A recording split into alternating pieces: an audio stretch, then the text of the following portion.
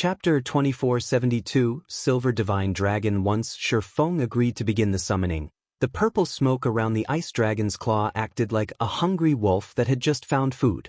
In no time, it devoured the stone-like claw. After devouring the claw, the intensity of the smoke's aura skyrocketed like a beast that had just woken from a long sleep. The frightening aura was so powerful that Shi Feng struggled to move. The aura was almost even stronger than that of a Tier 5 NPC. If a Tier 2 player stood in his place, they might have collapsed under the mighty pressure. As the purple smoke's aura grew stronger, the pressure Shi Feng felt increased as well. Just as he was about to fall to his knees, the purple smoke flowed into the summoning altar's ancient magic array. Boom! The instant the purple smoke merged with the magic array, space exploded, forming countless tears around the array. It was as if the surrounding space couldn't endure the power contained within the magic array. After several seconds, space in the center of the altar began to crumble, revealing a dark void. The void grew, and in the blink of an eye, it had swallowed nearly half of the altar. Just before the void reached Shi Feng, the magic array engraved on the summoning altar flashed with a silver light that instantly suppressed the void. It stopped the growing darkness at the edge of the altar, preventing its further expansion. However, due to the void's presence, the mana density around Shi Feng steadily decreased. A void land? Shi Feng stared at the black hole before him, astonished. What is going on? The summoning tower used a sacrificial medium to open a portal to an otherworld, from which players could guide their target creature. Naturally, the magic array would use stronger mediums to open stronger otherworlds. Yet, after devouring the ice dragon's claw, the summoning altar had opened a portal to a void land. A void land was a land of death, in which very few creatures in God's domain could survive. Void lands didn't even contain a trace of energy, much less mana. As Shi Feng stared, confused, the sound of a system notification reached his ears. System, you have triggered the epic quest, Void Cage. Quest content. Release the silver divine dragon that is imprisoned deep in the void land. Rewards unknown. There is no penalty for failing this quest. Do you wish to accept this quest? A silver divine dragon? Shi Feng's astonishment only grew when he heard the notification. He had only used an ice dragon's claw as a medium. He had never expected it to trigger a portal to a silver divine dragon's location. Dragons were the apex race in God's domain. Any random adult dragon had Tier 5 strength, and they were known as invincible among beings of the same tier. Not even human heroes, individuals who had received God's blessings, were a match for dragons of the same tier. However, not all dragons were equal. Divine dragons were dragons with the primeval dragon bloodline. Rather, they had a significant fraction of the primal dragon's bloodline. Normal dragons only had negligible traces of the primal dragon's bloodline.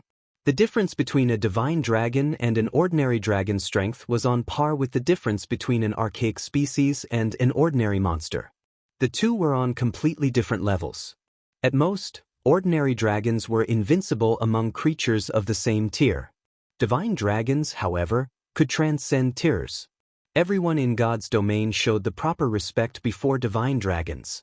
No one wanted to offend one. Shi Feng doubted that even the jealous witch, who was as devastating as a natural disaster, was a match for a Tier 5 divine dragon. With almost no hesitation, Shi Feng accepted the epic quest. Although there were no penalties for failing or refusing the epic quest, Shi Feng would have to abandon this summoning attempt by refusing it. If he did, he'd have to wait another month before he could attempt to summon another guardian, and he couldn't afford to do that. Moreover, encountering another opportunity to summon a divine dragon would likely be impossible, and if he could complete the quest, he'd hit the jackpot. Summoning a Tier 6 god in God's domain was almost impossible. Not a single super guild in Shi Feng's previous life had ever managed to acquire a corpse or body part of such a being. Needless to say, it was utterly out of Zero Wing's reach. Without a Tier 6 god, a Tier 5 divine dragon was the strongest possible guardian he could summon.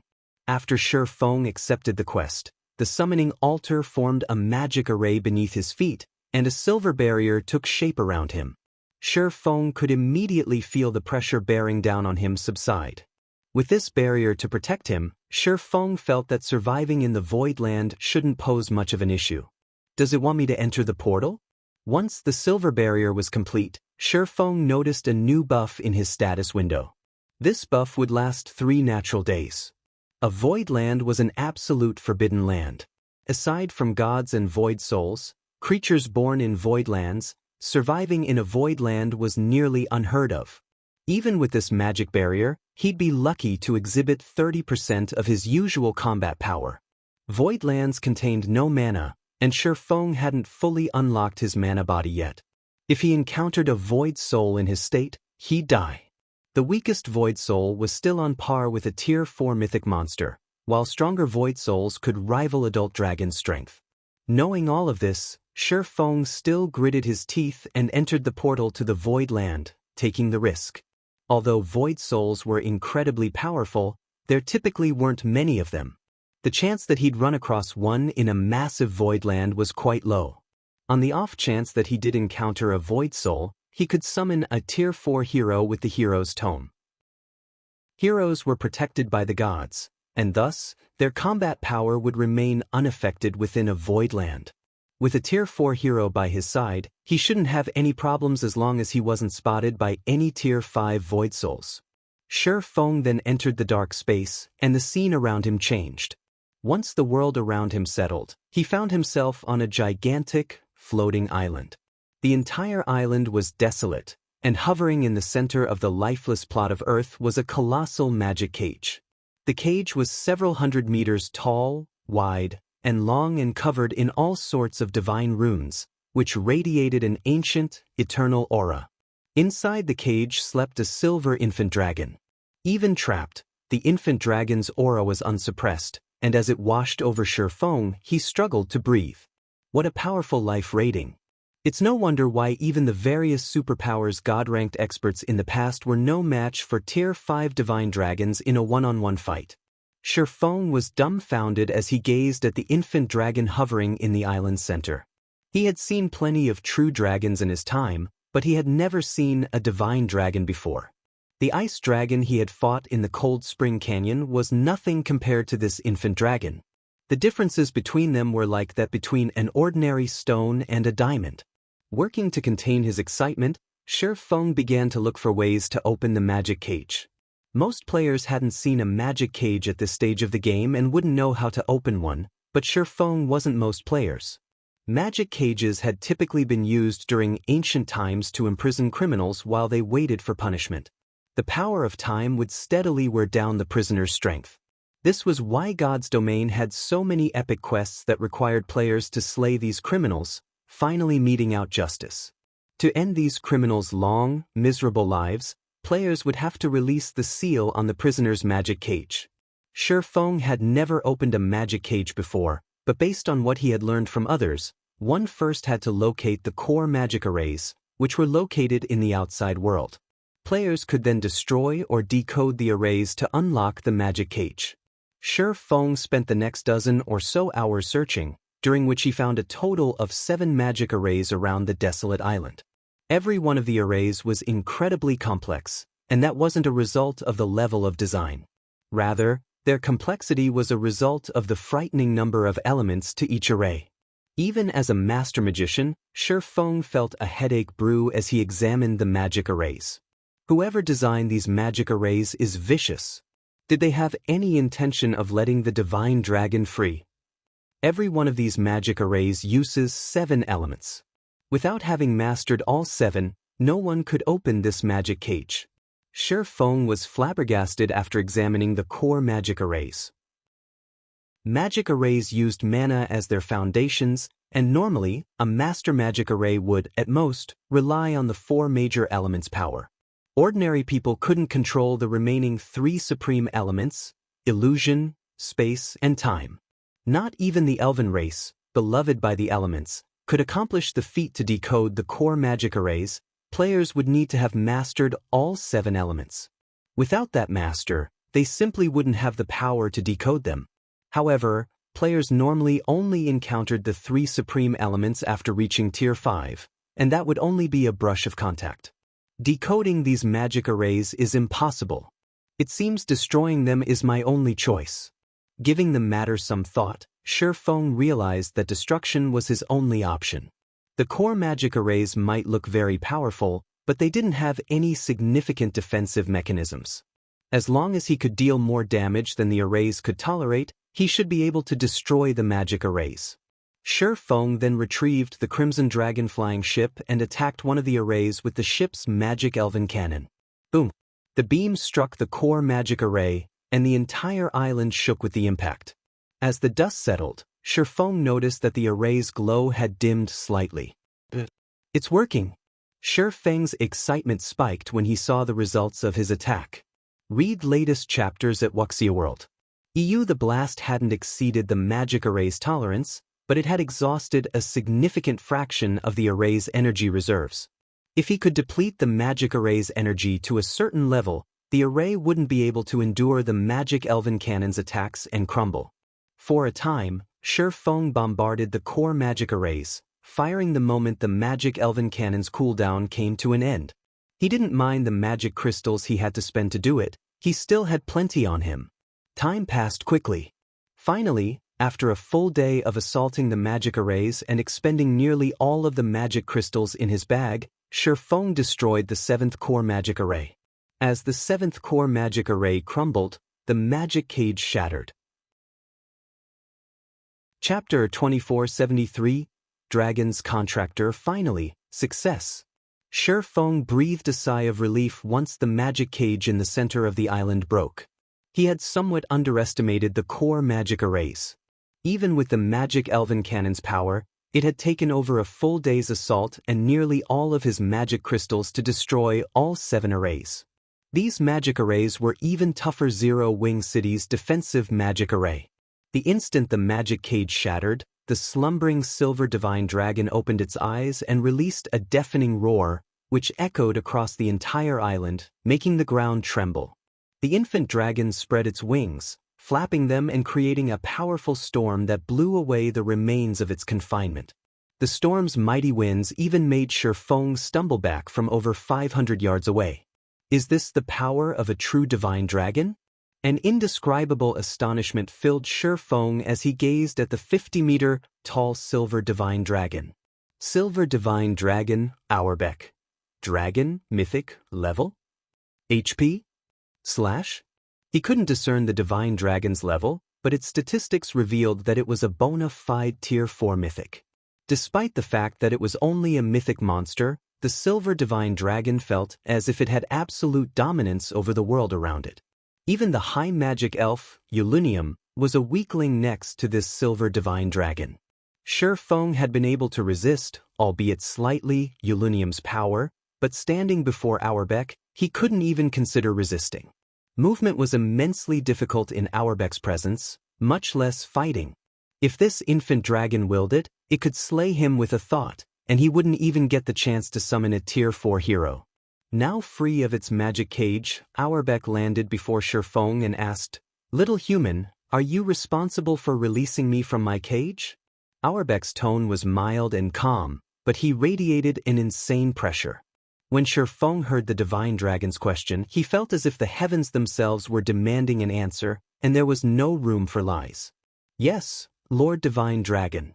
I destroyed the magic cage's core magic arrays and freed you," Shifeng replied, his tone neither too humble nor too arrogant as he suppressed his building anxiety. Dragons were inherently prideful creatures. After all, they stood at the peak of God's domain and viewed lesser creatures with little to no importance. However, dragons were a race that also respected strength. If one proved themselves, they could earn dragons' recognition. Divine dragons were no exception to this. If he groveled before the silver divine dragon, Audiobook would look down on him, and his reward might be even less than if he had performed badly. "You have truly surprised me.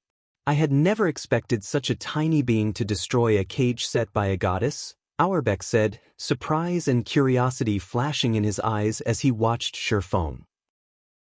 He looked at Shifeng as if he had just seen an ant flip an elephant. "However, in my divine eyes, you are telling the truth. According to the ancient agreement, I will engage in a contract with you to serve as your companion since you have rescued me, but I am a divine dragon. A weakling will not qualify to stand beside me. First, you must pass my test. If you do, I will acknowledge you. You have 4 months to prove yourself. I will remain by your side during this time and fight with you. Of course, if you fail my test, our contract will be dissolved. Over the next 4 months, I will give you 3 chances to challenge my test. If you fail all 3, our contract will be dissolved. System, congratulations. You have rescued the divine dragon, Auerbeck, and completed the first phase of the epic quest, Void Cage. Rewarding 10 legacy skill points. You have become a divine dragon's contractor. System, you have triggered the second phase of the epic quest, Void Cage. Quest content, complete Auerbeck's test within 4 natural months. Rewards unknown. Sure enough, obtaining a divine dragon won't be so easy. The notifications didn't particularly surprise Shurfeng. I'll have to try and grow as strong as possible in the next 4 months. The various superpowers had sacrificed much to summon a Tier 5 creature with their summoning towers in the past.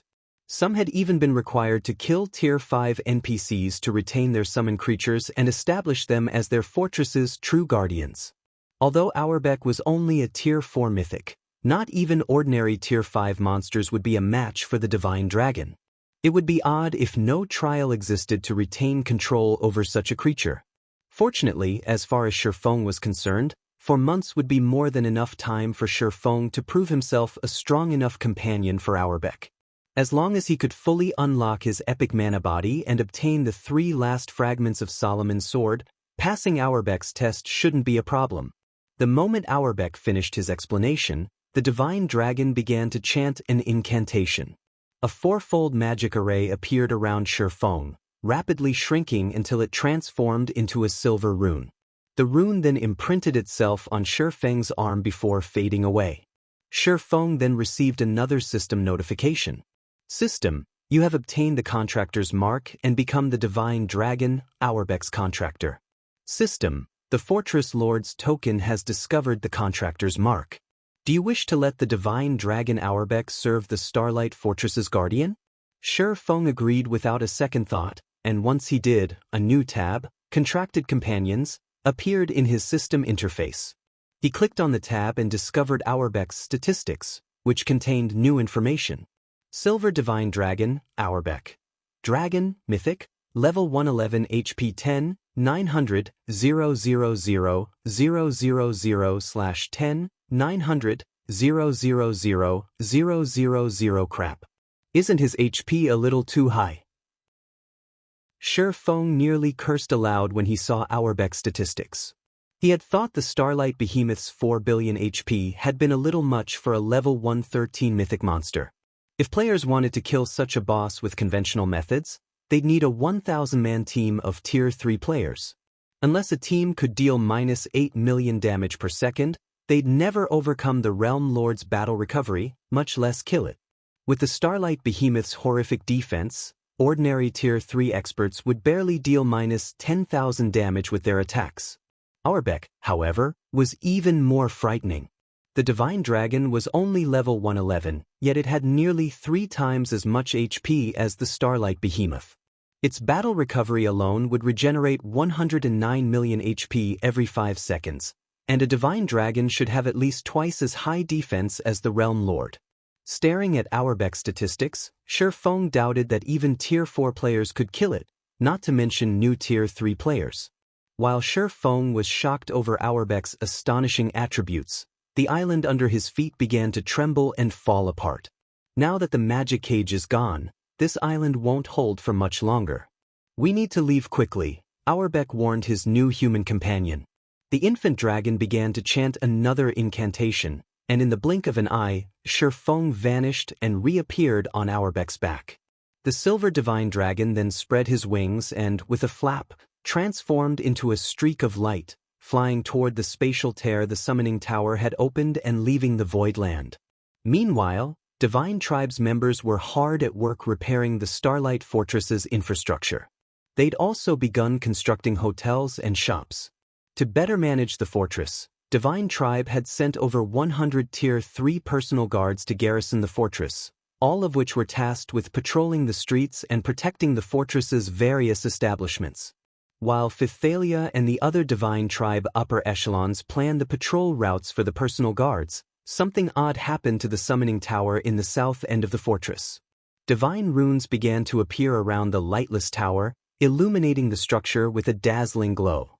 Suddenly, an intense aura washed over the Starlight Fortress, and every player within felt stifled, struggling to move. Where is this aura coming from? What is going on over there?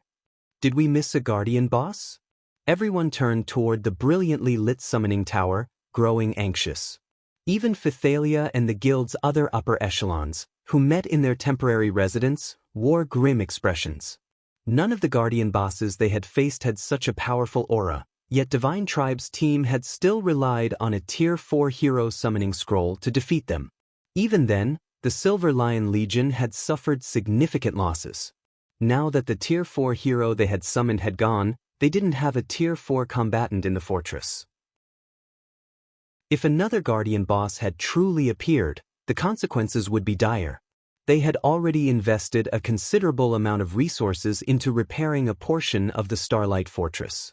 If they had to fight in another huge battle, everything they had worked for would crumble, even before the various superpowers experts arrived. Quick look. Something's above the summoning tower. Read latest chapters at Wuxia World. Isn't that a spatial tear? Why is there a spatial tear over the tower? The fortress's players recognized the dark tear for what it was immediately, and as it grew, they were overcome with curiosity and confusion. Suddenly, a streak of light flew from the spatial tear, and a figure appeared before them all. As they got a clearer look, what they saw rendered them all dumbfounded. A dragon? Chapter 2474, Fortress Startled. Why has a dragon appeared?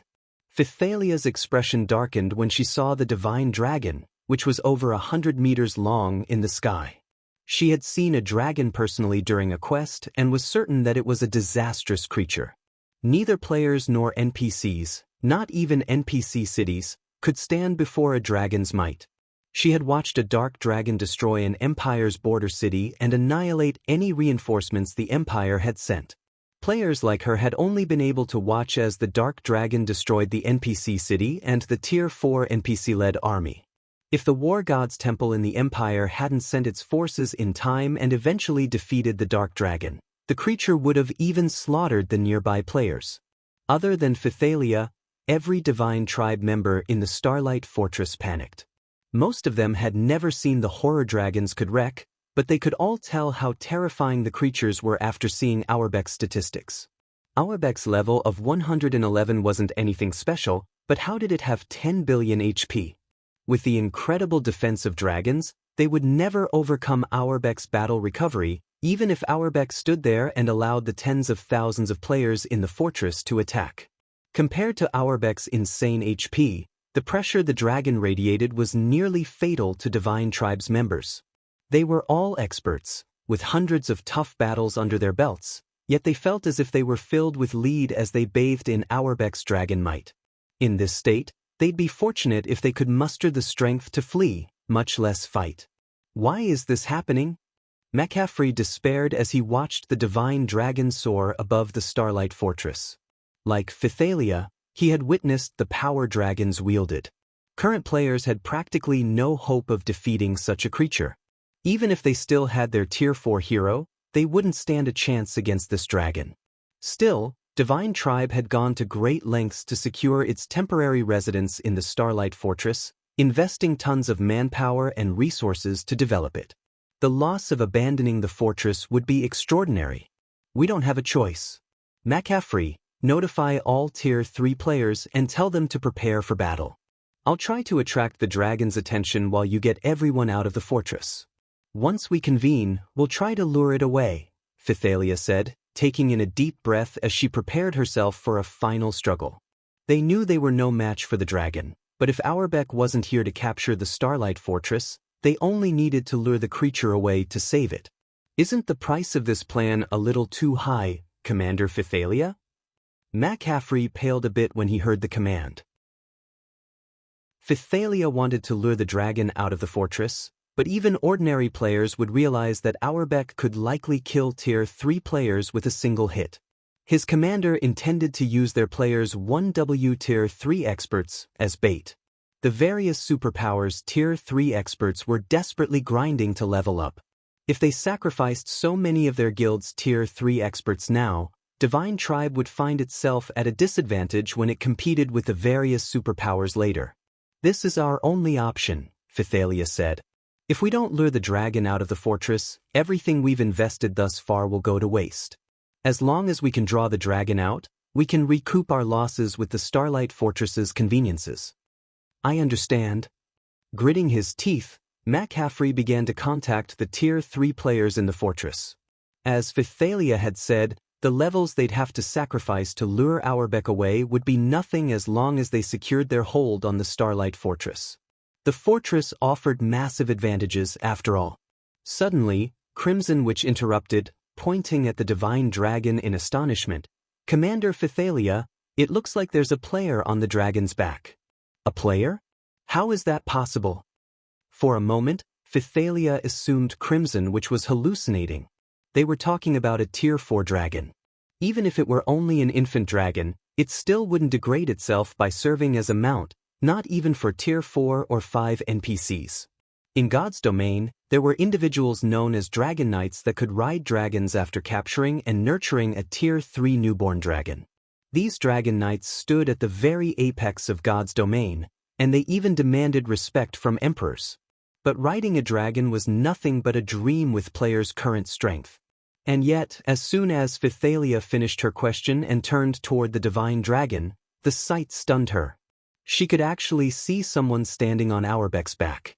Although she couldn't tell who it was due to the bright light emitting from the Divine Dragon, she could spot the green diamond marker, which only players possessed, hovering above the figure's head when she squinted. Before she could recover from her daze, however, Auerbach began to descend. As the Divine Dragon approached the ground, the green diamond marker became clearer. It wasn't long before many of the other Tier 3 experts in the fortress noticed it as well. "How is that possible? A player can actually ride a dragon. Who is that?" Surprise and confusion overwhelmed everyone as they stared at the figure on Auerbach's back. "Commander Phythalia, it's coming toward us," Crimson Witch exclaimed when she realized that Auerbach was flying in their direction. When Auerbach had first appeared, the Divine Dragon had been too far away for her to notice anything peculiar. Fortunately, unlike Tier 2 players, she could, more or less, resist Auerbach's dragon might, but as the Divine Dragon approached, the pressure she felt grew stronger. Now, even breathing became a challenge. Hopefully, the Dragon Rider isn't an enemy. Everyone, prepare your instantaneous movement scrolls. If you notice even a hint of aggression, flee. Every life we can save matters. Phythalia reminded her comrades in a grim tone. If they had merely faced a wild dragon, they would, at worst, lose the Starlight Fortress, abandoning it and allowing the creature to destroy it. If the Divine Dragon were under a player's control, however, they had a much bigger problem. If that player wanted to, they could command their dragon to massacre every Divine Tribe member in the area. All of the guild members in the fortress were Divine Tribe's experts, including the guild's 2 trump card legions. If they were annihilated, the consequences would be unimaginably dire. Everyone around Phythalia did as they were told, pulling instantaneous movement scrolls from their bags. Crimson Witch and the guild's other upper echelons all retrieved Tier 3 instantaneous movement scrolls, trump cards the guild had prepared for them as a protective measure. These scrolls were incredibly rare, only obtainable by luck. While Divine Tribe's members in the temporary residence prepared to flee, Auerbach arrived above the building. The Divine Dragon's speed caught everyone off guard. Crimson Witch and the others were racked with hopelessness, realizing that they couldn't actually activate the scrolls in their hands. Worse, the instantaneous movement scrolls weren't the only thing that had abandoned them. They felt as if space itself had left them to die, siding with the Divine Dragon hovering above them. Spatial imprisonment. How is this happening? Astonished, Phythalia could do nothing but stare at the Divine Dragon as it began to land. Spatial imprisonment was a move only the strongest Tier 4 NPCs could use. No monster should be capable of mastering the skill. Yet, this dragon had a naturally occurring domain that included the spatial imprisonment's effects. Read latest chapters at Wuxia World. Now, they had no hope of escape. This stranger held their lives in his hands. As Phythalia and her comrades' anguish reached its peak, a familiar voice reached their ears. "I was hoping to find you. I'm glad you're all here." As the dragon's rider spoke, he jumped down from Auerbach's back. Seeing the player up close, everyone was stupefied. Guild leader Black Flame. Chapter 2475. All sides shaken when they realized that the figure riding Auerbach had been Shifeng. Silence fell in Divine Tribe's temporary residence as everyone stared at the swordsman. McCaffrey and Crimson Witch in particular watched Shifeng walk toward them with dropped jaws. They both felt as if they were looking at a monster with limitless strength. Whenever they thought that they had seen the depths of Shifeng's, they soon learned that all they had seen was a fraction.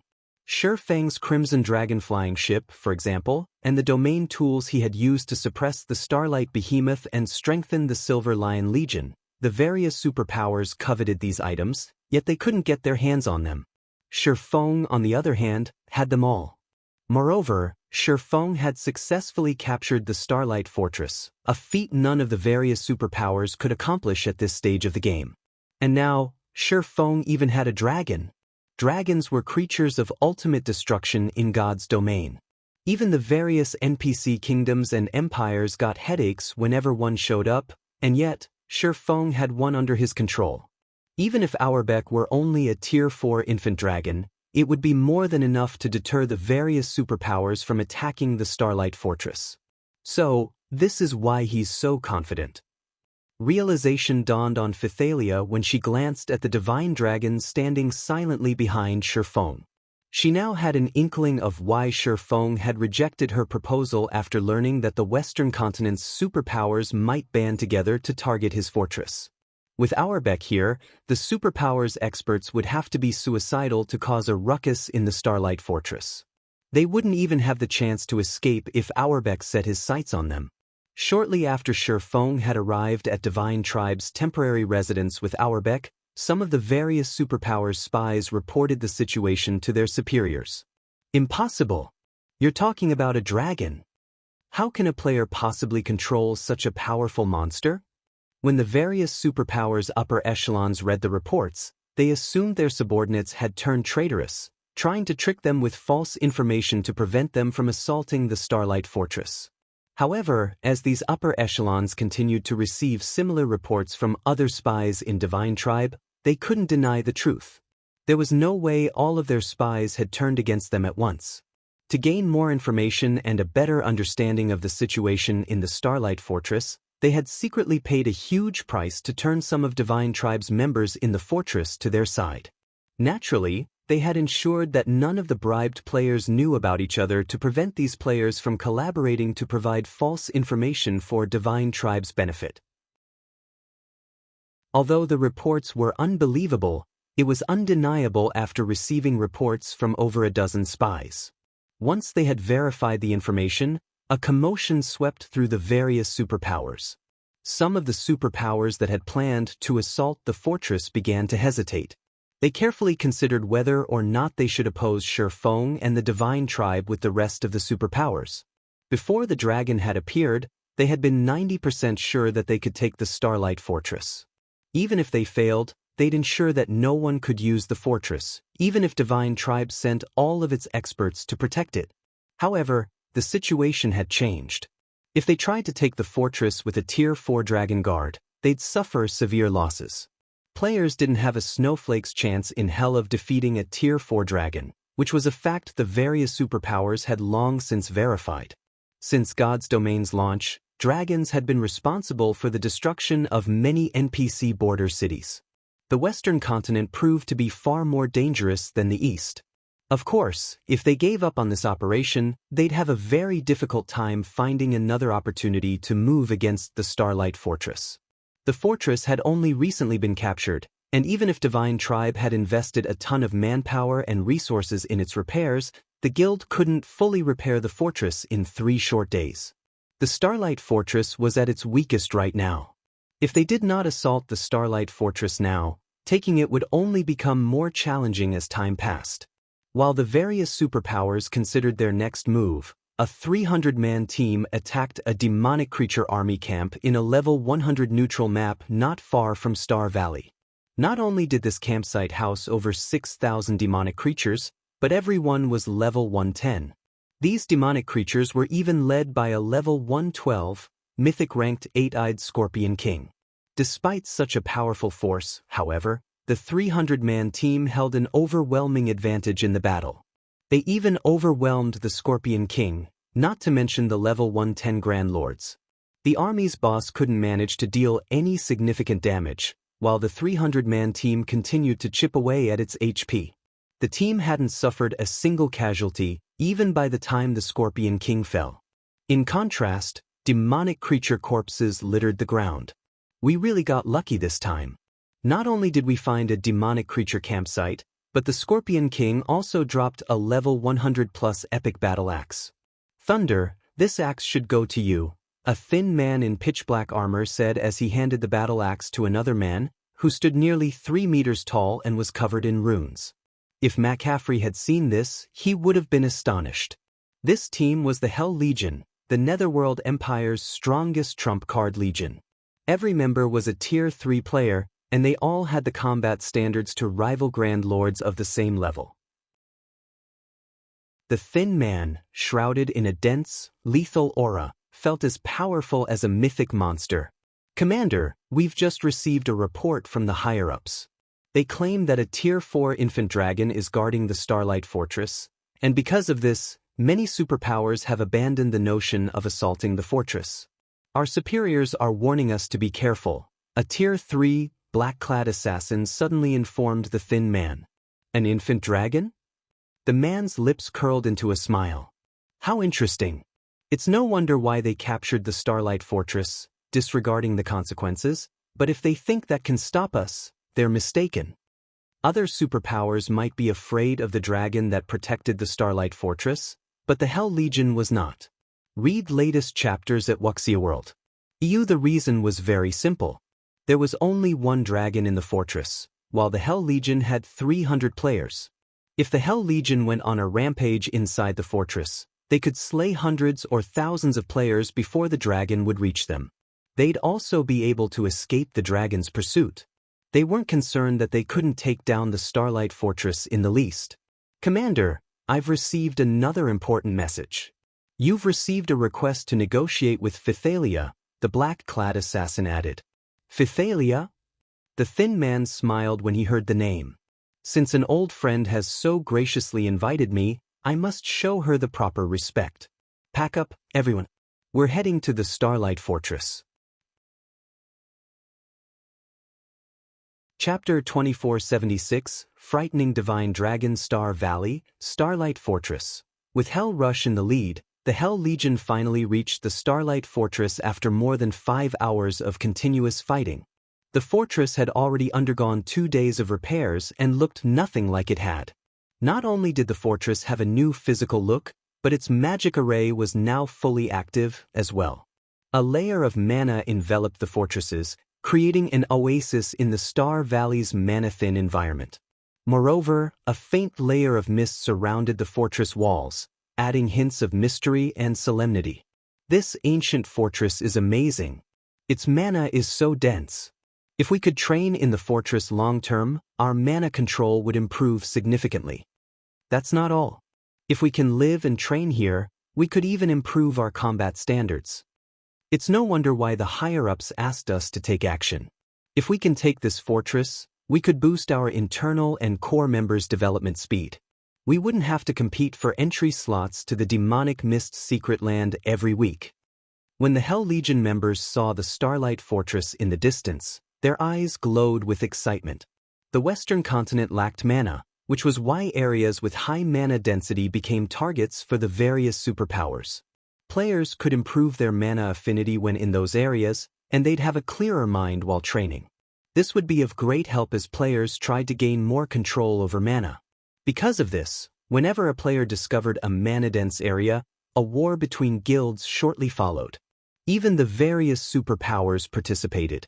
Of the mana-dense environments the Hell Legion's members had experienced thus far, none could hold a candle to the Starlight Fortress.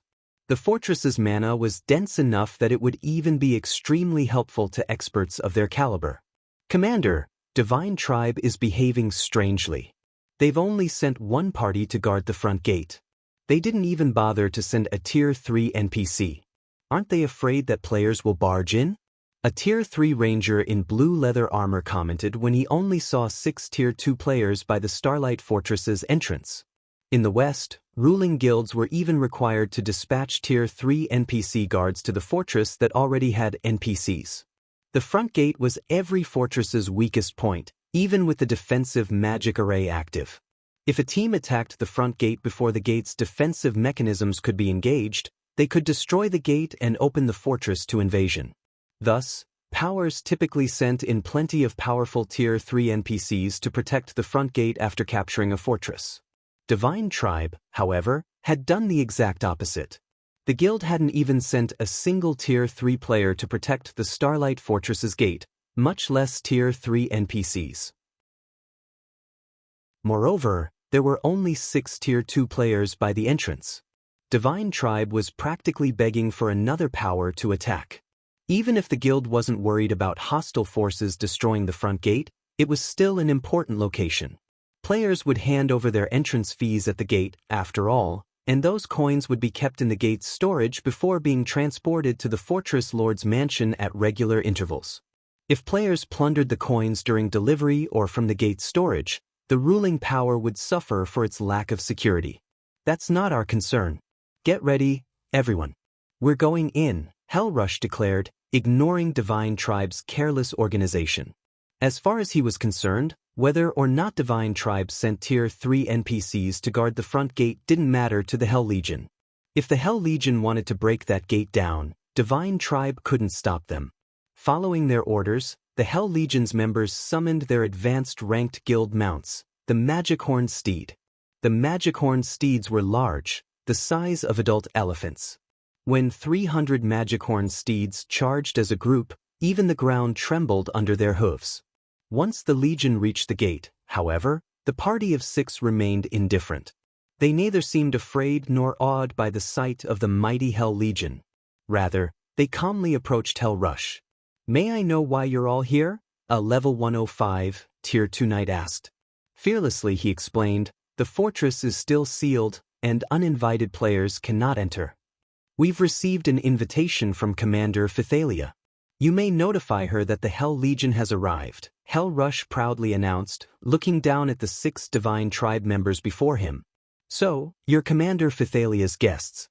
I'll contact her for authorization immediately. Please, wait a moment." When the Tier 2 Guardian Knight heard that the Hell Legion were here at Phythalia's request, he contacted the commander and asked her to grant Hellrush and his companions permission to enter the fortress. Not long after the Guardian Knight reported to his superior, he began to chant an incantation while watching the Hell Legion. Once he finished, a runic mark appeared on the back of their hands. "All right, you now have temporary permission to enter the Starlight Fortress," the Tier 2 Guardian Knight informed the guests. He then warned them with a heavy tone, "However, before you go in, I must inform you of something. Currently, a dragon is resting in the fortress, and the mana isn't fully stable yet. So, once you enter the fortress, I hope that you won't cause too much of a commotion. You shouldn't anger the dragon. If it decides to act, we won't be able to stop it. I hope you can understand." As the Tier 2 Guardian Knight finished his warning, the Hell Legion's members couldn't contain their grins. They acted as if the Guardian Knight had told the funniest joke in the world. Surely, this Tier 2 Guardian Knight was trying to scare them. But who were they exactly? They were members of Netherworld Empire's strongest trump card legion. They had encountered dragons far more often than the various superpowers experts. They knew just how powerful a Tier 4 dragon was. They were even confident of defeating one, much less surviving its wrath. After all, it wouldn't be the first time. Even if they weren't a match for the Starlight Fortress's dragon, they had plenty of methods to escape its pursuit. Divine Tribe was dreaming if it thought one measly dragon could make them behave in the Starlight Fortress. "We understand. Can we go in now?" Hell Rush asked dryly. "Of course." Realizing that the man before him paid no heed to the warning, the Tier 2 Guardian Knight could only sigh and nod in reply. He signaled for his subordinates to make way for the Hell Legion. Divine Tribe's guards stepped aside, and Hell Rush led his legion into the Starlight Fortress atop their magic-homed steeds. The mounts left clouds of dust in their wake, and the ground within a 100-yard radius of the legion trembled. The Hell Legion had no intention of keeping a low profile. As the Hell Legion entered the fortress, however, they felt an intense pressure bear down on them, and every member of the legion struggled to move. Some of them nearly fell off their steeds. What's going on? Why is there such immense pressure in the fortress? Read latest chapters at Wuxia World. EU questions filled the legion members' minds as they fought through the stifling pressure.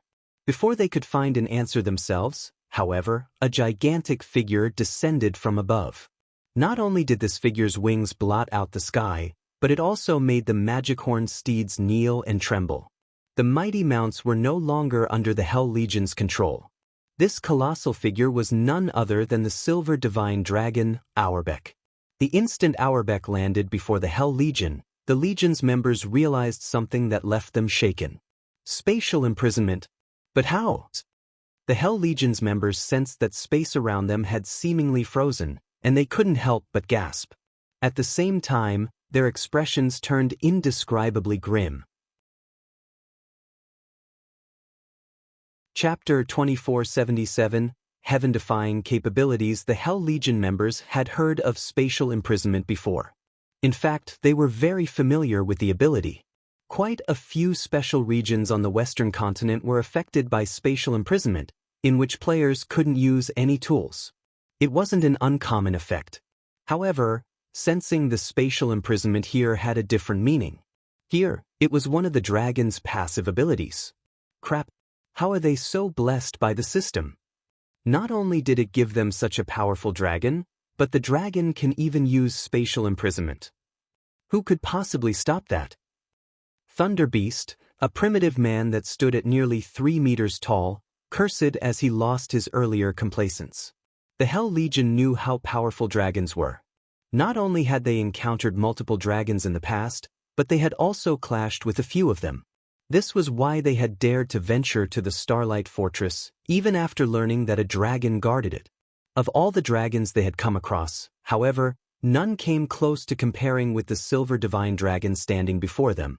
It was only a Tier 4 infant dragon, yet the dragon might Auerbeck radiated made it difficult to move.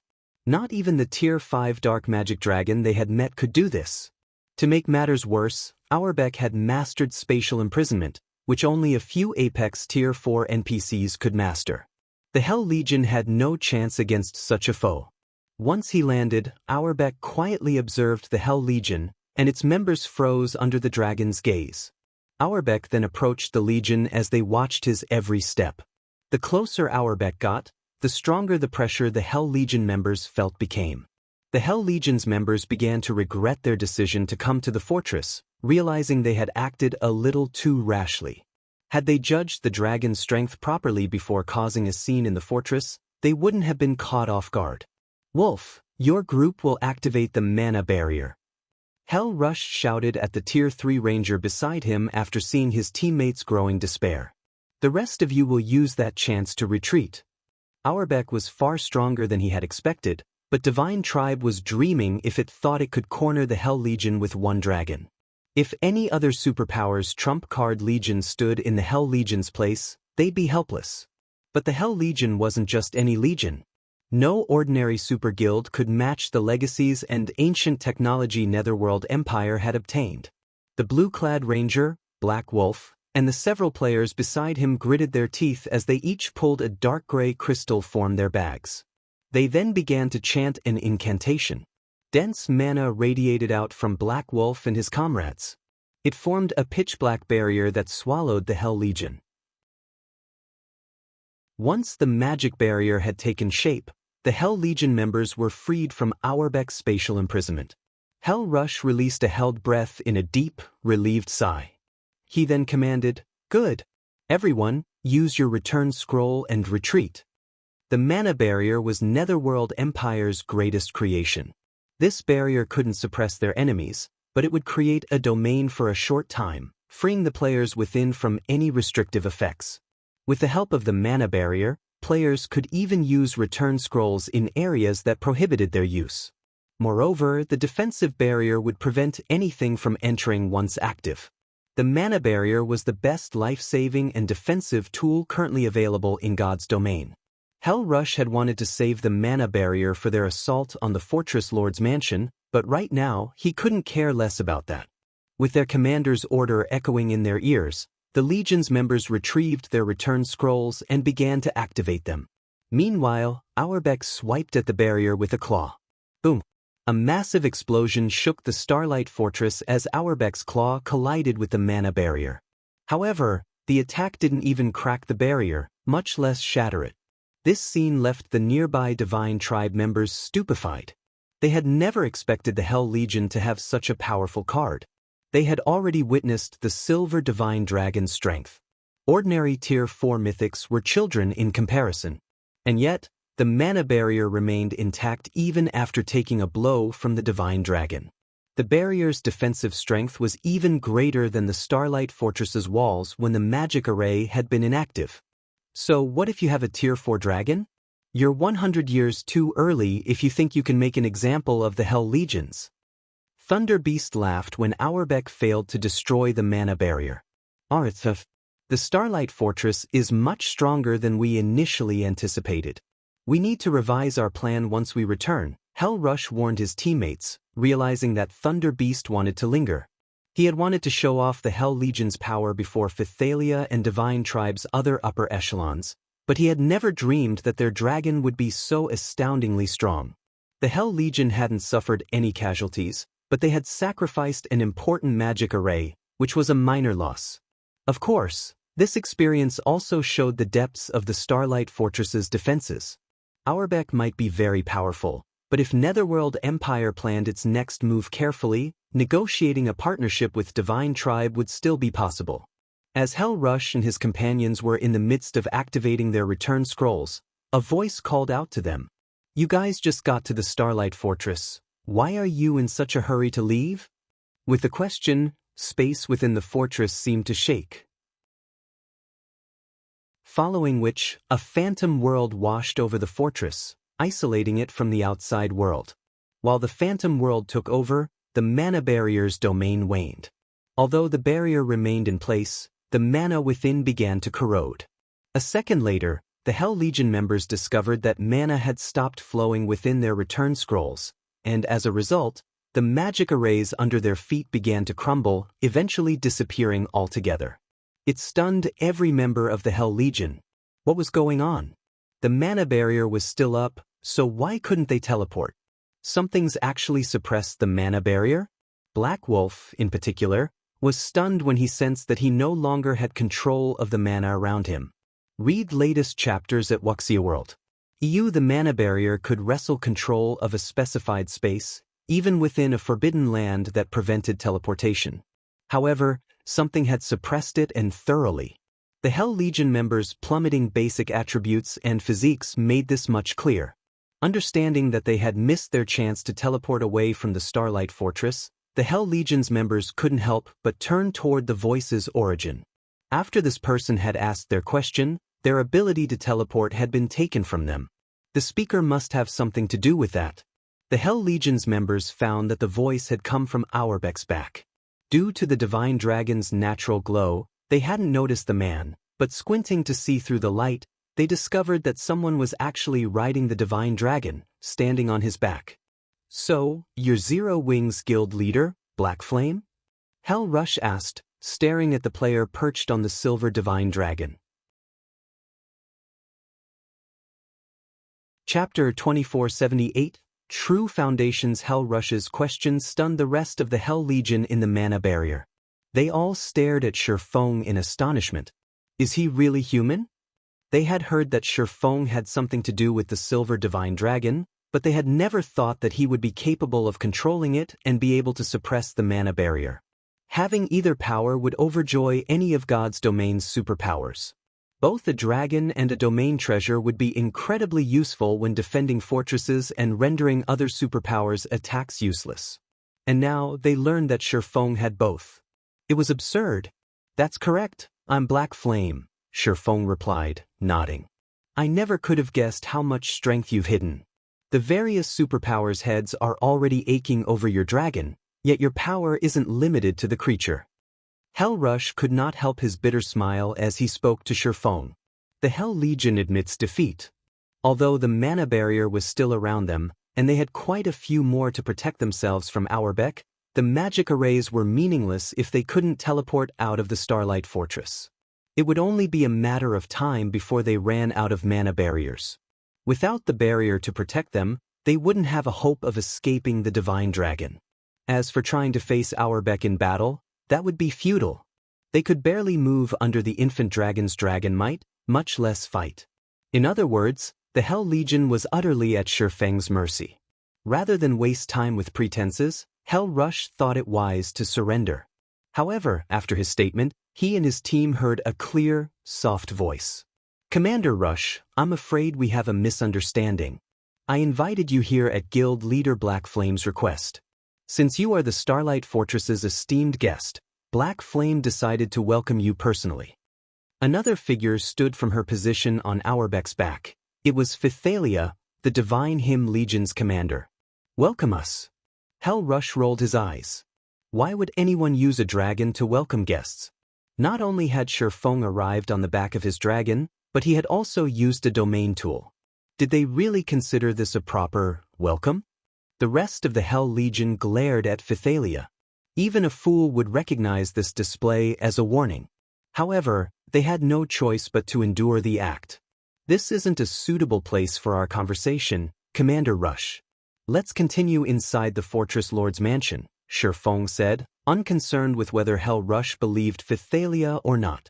He then leaped off of Audiobook and cancelled Miniature World before leading his guests toward the mansion.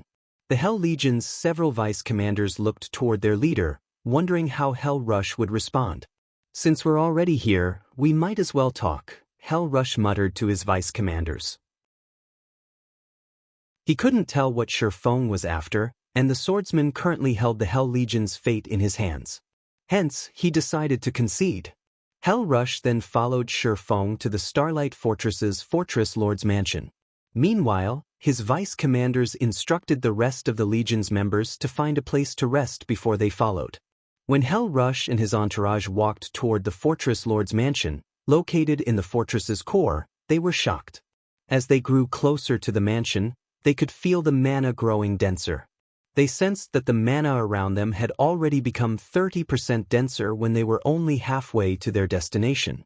A 30% increase could raise their training efficiency with combat techniques, skills, and spells by at least 50%, and it would be particularly prominent when practicing advanced and bronze combat techniques. Training in this environment would yield even better results than when they trained in the mana-dense secret lands under Netherworld Empire's control. What is that place? Hell Rush asked, noticing an ancient tower a short distance away from the Fortress Lord's mansion. The tower only had 5 floors, but the concentration of mana around it was second only to the Fortress Lord's mansion. Even in the Starlight Fortress's high mana environment, the tower stood out like a shining beacon. That's the fortress prison, Phythalia explained. It's where we intend to keep players who cause trouble, similar to the prisons in NPC cities.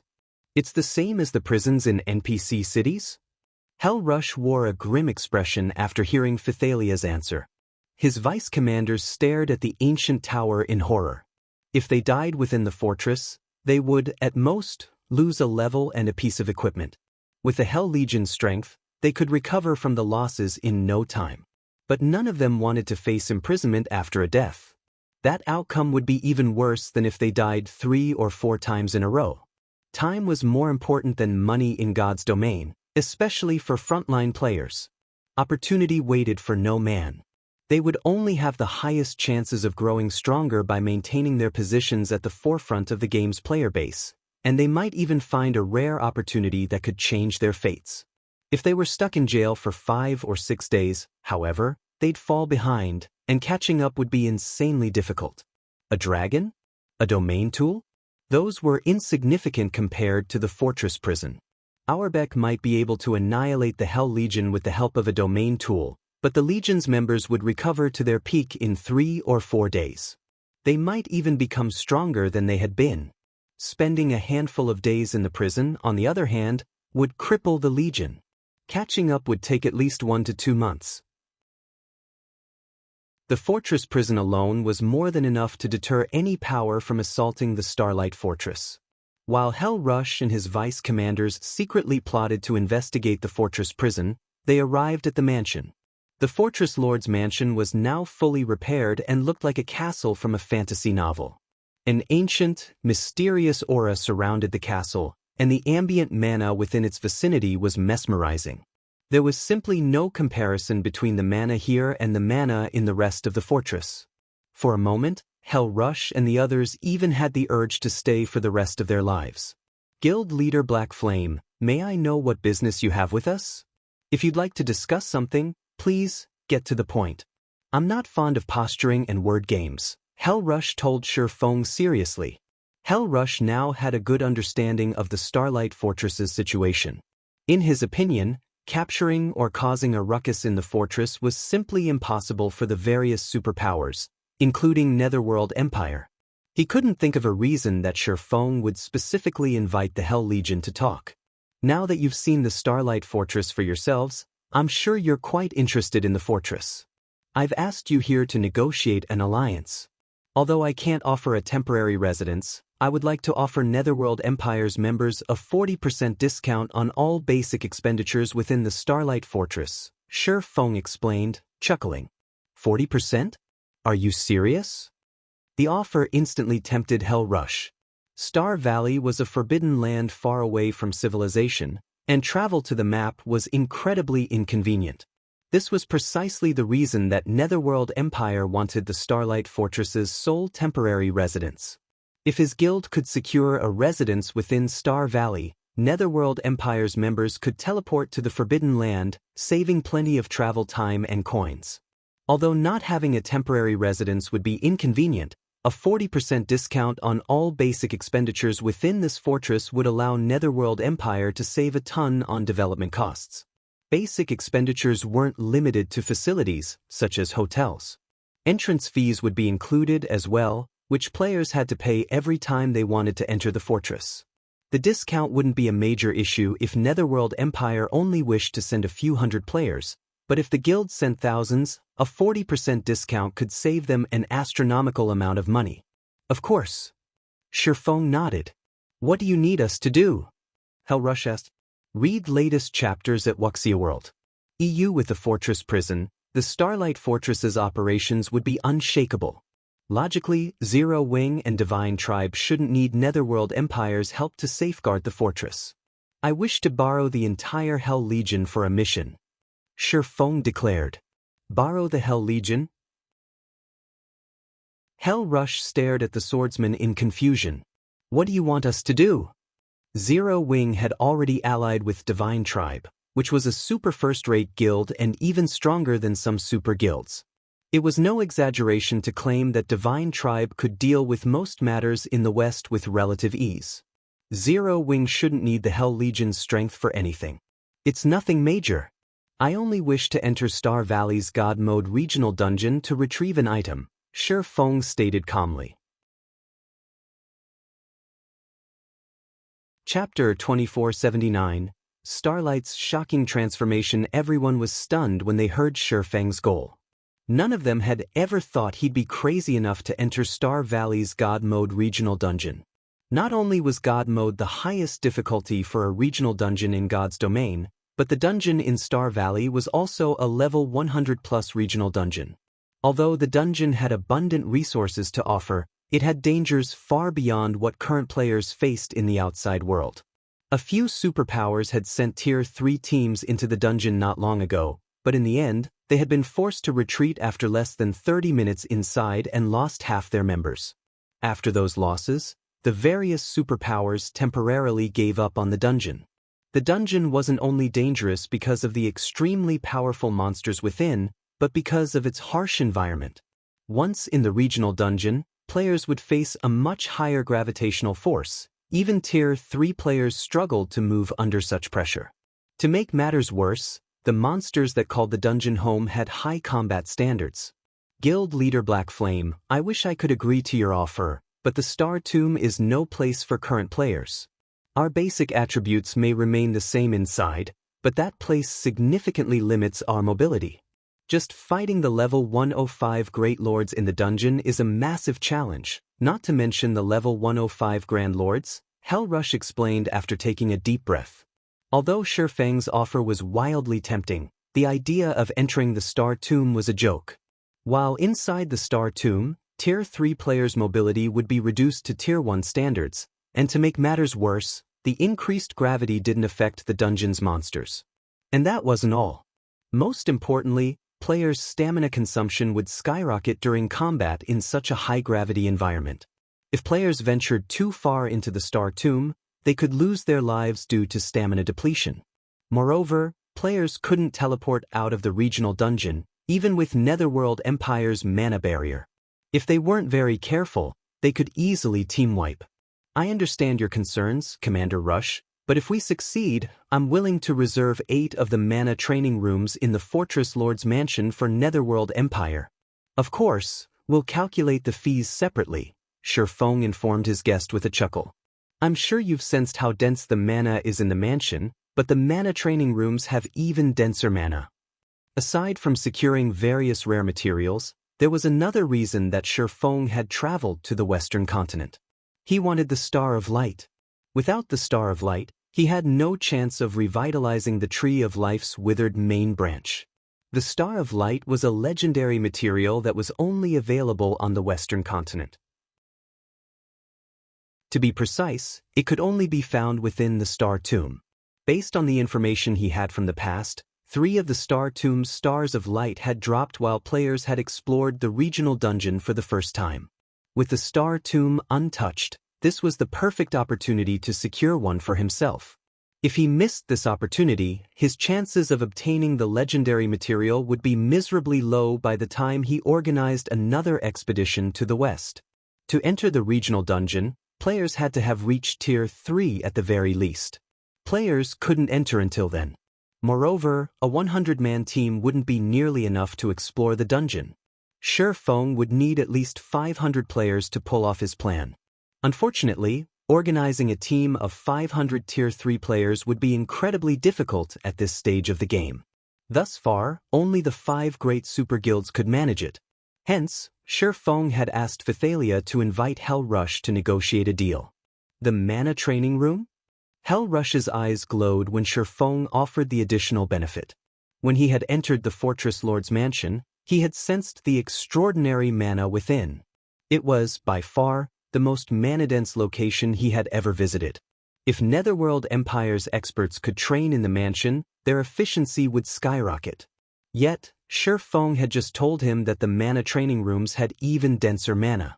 If such an astounding training environment truly existed, they could develop their mana control and unlock their mana bodies with unprecedented speed.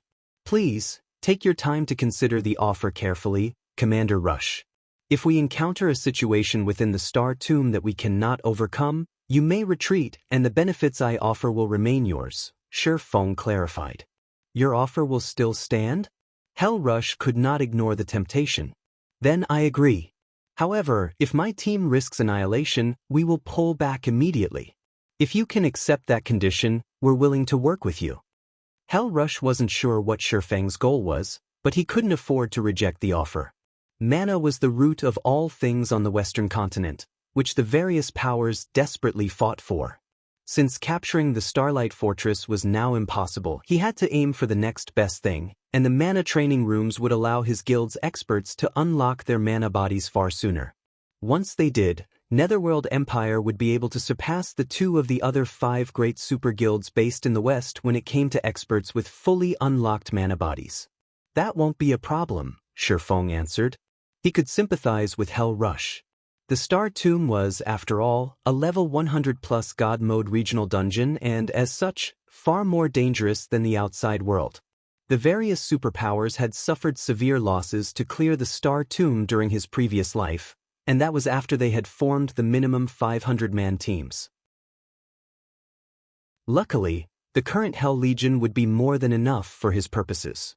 His goal wasn't to explore all of the Star Tomb, just obtain a Star of Light. The Star of Light was a random drop in the Star Tomb, which meant that even the weakest monsters had a chance of dropping it. Raiding the dungeon's bosses wouldn't be necessary. Adventurer teams had claimed 3 of the regional dungeon's Stars of Light in the past, and all 3 teams had done so in the tomb's outer region. Those adventurer teams had merely been grinding from magic crystals, but they had lucked out and acquired Stars of Light instead, becoming rich overnight. Read latest chapters at Wuxia World. Since no one had explored the Star Tomb yet, they should have a high likelihood of obtaining at least 1 Star of Light. Following which, Shi Feng signed a contract with Hell Rush stating that Netherworld Empire's members would enjoy a 40% discount on the Starlight Fortress's basic expenditures. In addition, 8 of the Fortress Lord's mana training rooms would be reserved for the guild, with each costing 300 magic crystals per hour. In exchange, Shi Feng would have temporary command of the Hell Legion once they were inside the Star Tomb, and this would remain in effect until Shi Feng completed his task or the team encountered more trouble than they could handle. In addition, Netherworld Empire would dispatch experts to defend the Starlight Fortress alongside Zero Wing and Divine Tribe. Once they had signed the contract, the alliance between Zero Wing and Netherworld Empire was set in stone. Not long after, news of their partnership spread like the plague, reaching the various superpowers in no time at all. This ignited a commotion among the various superpowers that had aimed to take the Starlight Fortress. Chapter 2480, Starlight Fortress Unsealed. What did you say? The Hell Legion agreed? Impossible. The Hell Legion has 300 Tier 3 experts, and every one of them is a lunatic. When the various superpowers received news of the Hell Legion's decision, they found it hard to believe. They had assumed the Starlight Fortress was doomed once the Hell Legion had gotten involved. Even if they didn't capture the fortress, they were sure to leave it in ruins. They were all familiar with what kind of team the Hell Legion was. It was a team of madmen. The Starlight Fortress might be impressive for its dragon guard, but after all was said and done, it only had 1 dragon. 1 dragon wasn't nearly enough to keep all 300 Hell Legion members in check. They weren't ordinary Tier 3 experts, and as long as they had a chance of victory, they'd repeatedly resurrect their members and assault the Starlight Fortress until only one side remained. This was why the various superpowers were so afraid of the Hell Legion. And yet, the situation had developed in such an unexpected way. The Hell Legion hadn't even started a decent battle, much less taken the fortress. The Legion had actually allied with the ruling power after a short discussion. Moreover, the Hell Legion had agreed to a partnership that didn't include shares of the fortress. The various superpowers' upper echelons even wondered if the reports were about the Hell Legion they knew so well. While the news spread, the various superpowers, who had been preparing to assault the Starlight Fortress, hesitated. They had only dared to target the Starlight Fortress because Netherworld Empire had expressed interest in capturing it, but now that the Super Guild had joined the fortress's ruling power, the situation had become disastrous for the various superpowers. These superpowers weren't afraid of Divine Tribe. The guild only had a few more Tier 3 experts than the rest of them. If they joined forces, however, they could easily outnumber Divine Tribe, and since the Starlight Fortress only provided players partial authority, capturing it would be child's play. But now that Netherworld Empire had allied with Divine Tribe, causing a scene in the fortress would be difficult and dangerous. Aside from the Legion members' individual strength, the Hell Legion had enough Tier 3 players that it could rival the total number in several superpowers. Including the dragon, how were the various superpowers supposed to cause enough chaos to take the fortress from Divine Tribe? Of course, these superpowers weren't willing to give up just yet. Although they knew that securing a share of the Starlight Fortress's profits was no longer possible, they still sent a large number of experts to investigate the situation within. The fortress benefits were related to too many of their interests, and they would jump at any opportunity to gain a fraction of what the Starlight Fortress had to offer. Meanwhile, in the Azure Chamber of Commerce's distant demonic silver mine, even the Hell Legion has failed? Yan Xiaoqian muttered, stunned after reading her subordinate's report. She had already been astonished to learn that Shifeng and Divine Tribe had cooperated to capture the Starlight Fortress. Then, she had heard about the fortress's draconic resident. And now, even the fearsome Hell Legion had compromised. If she hadn't known anything about Shifeng's group, she would have assumed they belonged to some hidden superpower that developed in the Western continent's shadows. However, she knew more than a little about that group of players. Shifeng had arrived on the Western continent with 9 companions, all members of Zero Wing.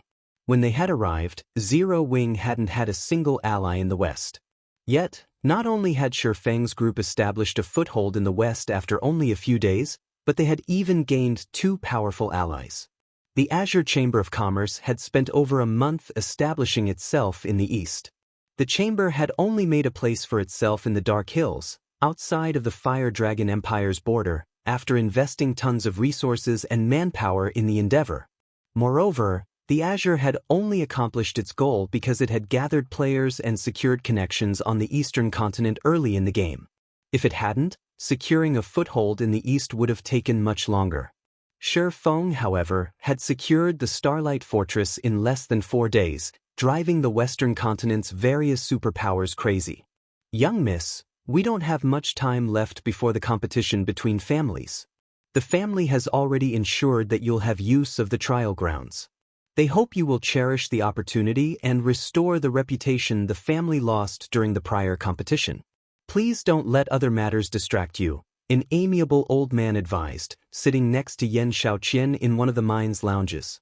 I understand. Zero Wing merely has a foothold in the West and access to more resources now. It still isn't nearly powerful enough to help Silent Wonder win the family's annual competition, Yan Xiaoqian said, nodding. Once she had calmed her flustered heart, her confidence returned. Zero Wing might now have a place on the Western continent, but whether or not it could develop in the West was a different matter entirely. The guild's greatest enemy wasn't the Western continent's various superpowers, but the demonic creature armies. As a forbidden land, no kingdom or empire protected Star Valley. In other words, the Starlight Fortress would face the full brunt of the demonic creature armies without NPC help. It was easy to imagine how much danger the fortress was in. Even if Divine Tribe and Netherworld Empire cooperated, they couldn't necessarily protect the fortress from the demonic creature's invasion. Even if Zero Wing defended its hold on the Starlight Fortress, that had nothing to do with helping Silent Wonder. The guild's foundation in the West was newborn, and the Western continent's training grounds were superior to those in the East. In that case, young miss, we should go, the old man insisted. She nodded in response, but she couldn't help but gaze toward Star Valley. Just you wait. I will not let Silent Wonder defeat me in this competition. Yan Xiaoqian inwardly swore, recalling Shifeng's utter disregard for her and Azure before leaving the demonic silver mine. Her family had paid a huge price to get her access to the trial grounds. This was an opportunity that few in God's domain could enjoy. As long as she could complete the trial, she could even defeat Shifeng, let alone Silent Wonder. While Yan Xiaoqian left the demonic silver mine atop her flying mount, Shifeng led the Hell Legion to Star Valley's inner region. Even Tier 3 players could lose their lives in the Star Valley's outer region, to say nothing of the level 100+ Forbidden Land's inner area. The lowest leveled monsters in the inner region were level 110, and they generally moved in groups with Grand Lord leaders. Each of these groups consisted of over 1,000 monsters, with some of the larger groups having 2,000 or 3,000. They were practically roaming armies. If a 100-man Tier 3 team encountered these monsters, the slightest mistake could lead to a team wipe. Fortunately, the Hell Legion's members were extraordinarily strong, and there were 300 of them. They could venture through the inner region in relative safety, although their progress was incredibly slow. After more than 10 hours of travel, Shifeng and his team reached the inner region's boundary. They could see a gigantic mountain not far from their position on the inner region's border. The mountain's aura felt boundless, and those who approached could feel their bodies grow heavier. The closer one got to the base of the mountain, the stronger the sensation became.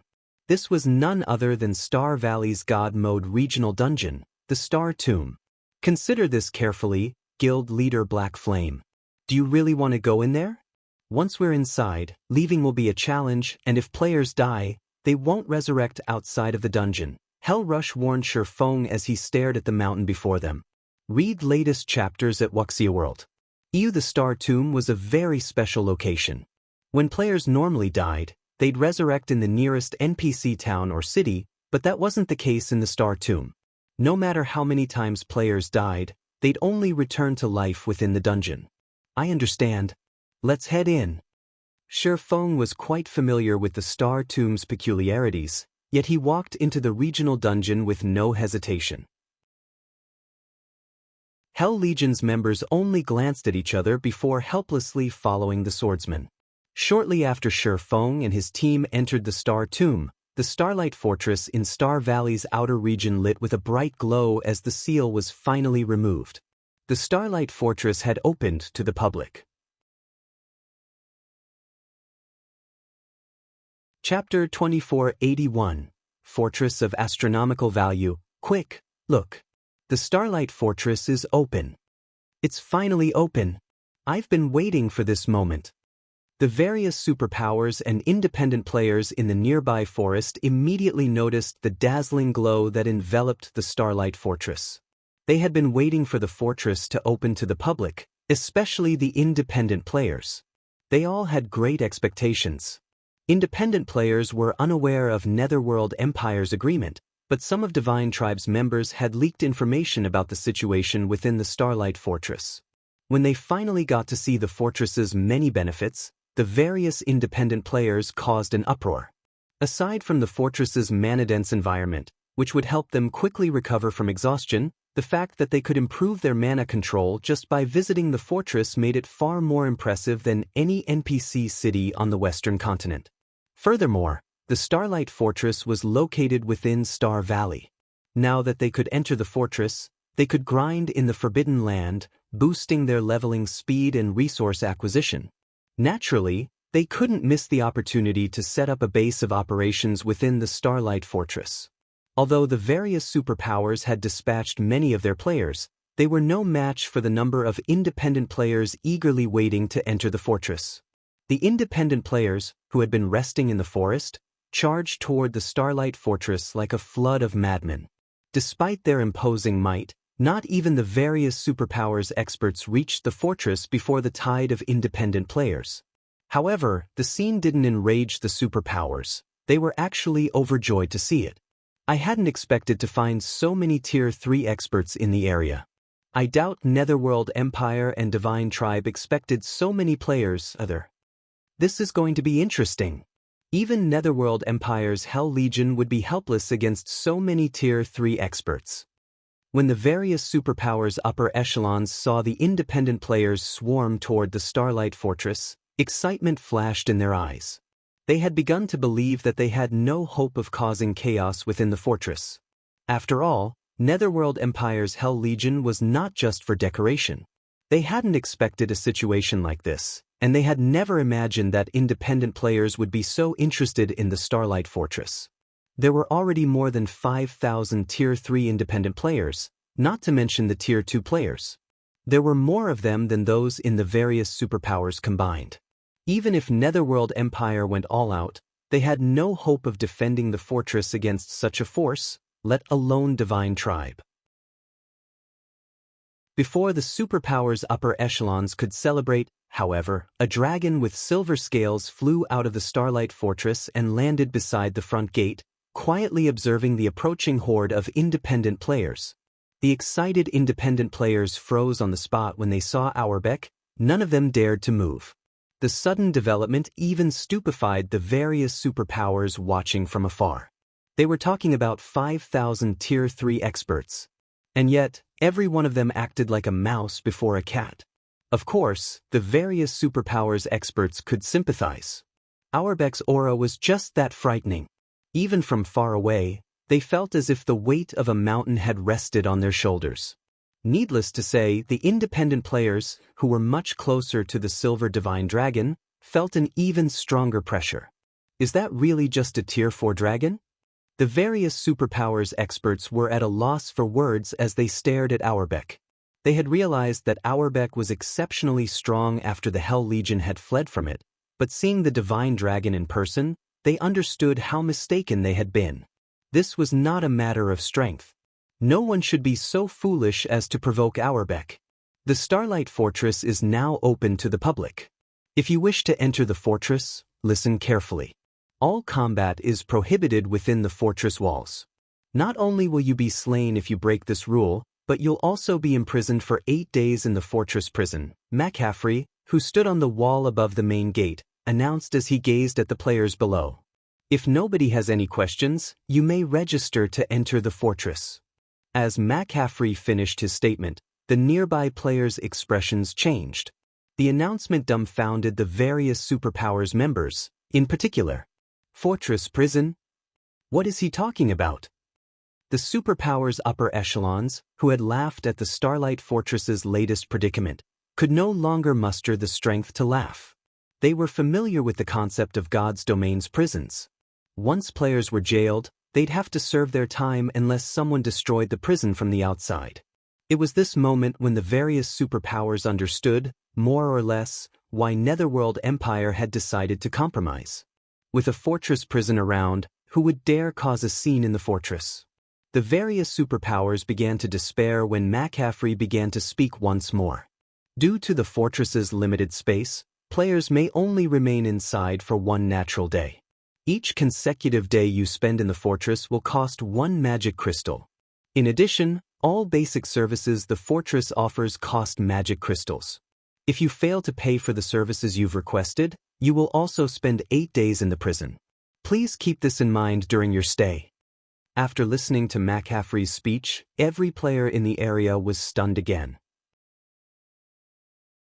Normally, the various powers did everything they could to increase a fortress's player population after capturing one, which, in turn, would transform the fortress into a trade hub. This would also give the ruling power access to a huge amount of resources, yet the Starlight Fortress's owner had decided against that. They showed no regard for attracting players to the fortress. The entrance fee alone cost a whopping 20 silver per person, and players were only allowed to spend a day in the fortress. Once that day was up, every additional day would cost a magic crystal.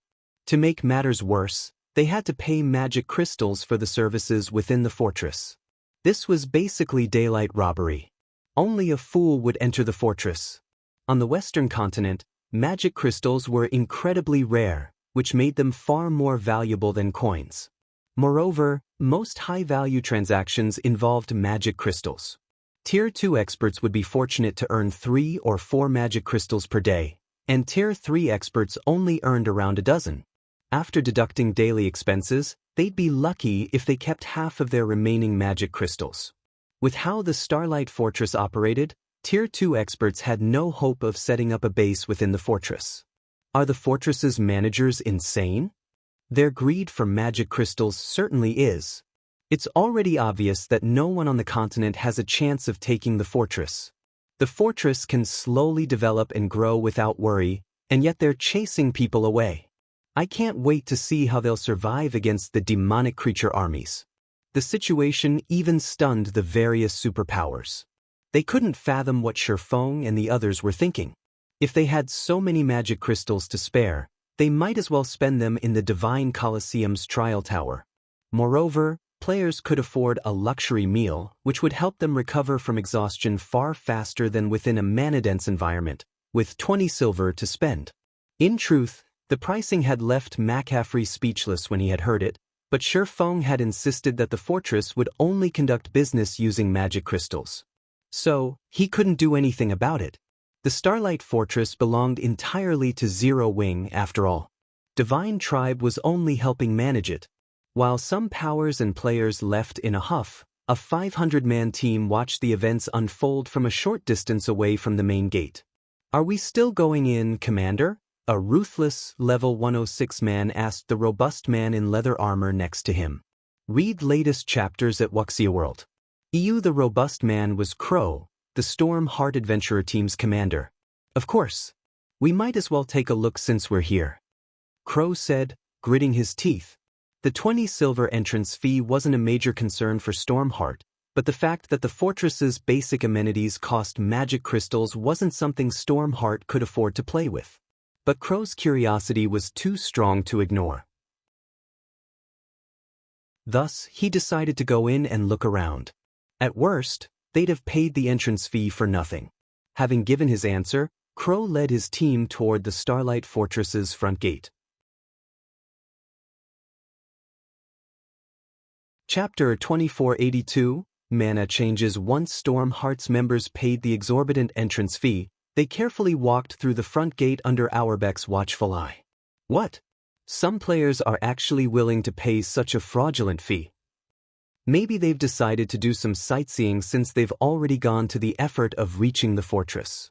The players that had been preparing to leave the area watched Crow and his team with contempt as they entered the Starlight Fortress. A 20 silver entrance fee was unheard of on the Western continent. With 20 silver, a player could fully repair their weapons and equipment in an NPC city. Some Tier 2 players only made that much after a full day of grinding. Yet, Stormheart's members were investing so much money just to sightsee or experience the fortress's mana-dense environment. Moreover, they could only spend one day in the fortress. They were foolish to waste their money like that. After spending a moment to ridicule Stormheart, the surrounding players packed up and left. It wasn't long before 90% of the players around the Starlight Fortress left the area. Now, less than 10,000 players remained in line at the front gate. They've already secured their hold on the Starlight Fortress, yet they're chasing away customers.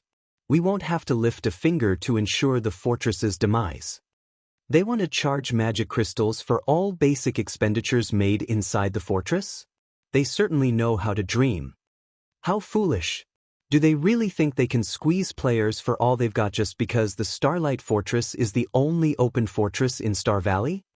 The various superpowers upper echelons couldn't help but laugh when they saw how few players were willing to enter the Starlight Fortress. They had been afraid that the fortress would make some bold move to widen the gap between them, but it seemed their concerns had been meaningless. 20 silver to enter a fortress was a high price to pay, but many expert players could tolerate the cost. With the resources available in Star Valley and the Starlight Fortress's benefits, they could easily earn back the coins and more. However, the Starlight Fortress had crossed the line by charging magic crystals for its basic services. On the Western continent, magic crystals were players' foundation. Without magic crystals for their combat runes, players' combat power would decrease significantly. Unfortunately, as luck would have it, magic crystals were painfully rare in the West. Obtaining a single magic crystal was a challenge. If it weren't so difficult, the continent's various powers wouldn't fight so desperately over or veins that had a chance of producing magic crystals. Although players could obtain magic crystals by grinding in Star Valley, it wasn't easy. Star Valley was still a level 100 plus forbidden land and far more dangerous than other maps where magic crystals dropped. If a player decided to focus their development around the fortress, they'd only be cheap labor for the ruling power. Only a fool would accept that burden. Following which, the various superpowers upper echelons commanded their teams to turn around and leave. They had no intention of entering the Starlight Fortress. They had learned of the fortress's situation from the spies they had planted in Divine Tribe before the Starlight Fortress had opened to the public. They had no reason to enter the fortress to verify the reports. They'd only be handing over their hard-earned coins by doing so. McCaffrey felt frustrated as he watched so many players walk away from his position on the fortress's wall. Those players were potential money and resources. Feng could have easily transformed the Starlight Fortress into a prosperous trade hub by lowering his prices, yet he had insisted on charging magic crystals for all basic services. That condition alone had deterred the majority of players from visiting the fortress. While the various superpowers walked away from the Starlight Fortress, the Stormheart Adventurer team had made it inside. So, this is the Starlight Fortress? The mana density is so high. It's no wonder why the entrance fee is so exorbitant.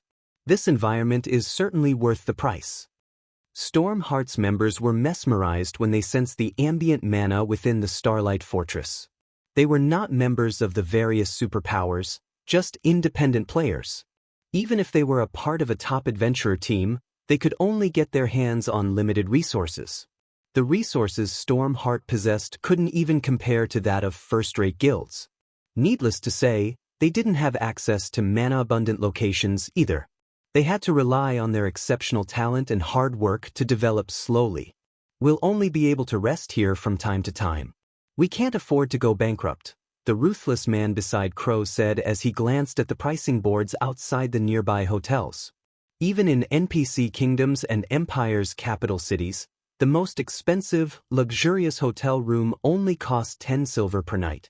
However, not only were the hotel rooms in the Starlight Fortress small, but they were also astonishingly expensive.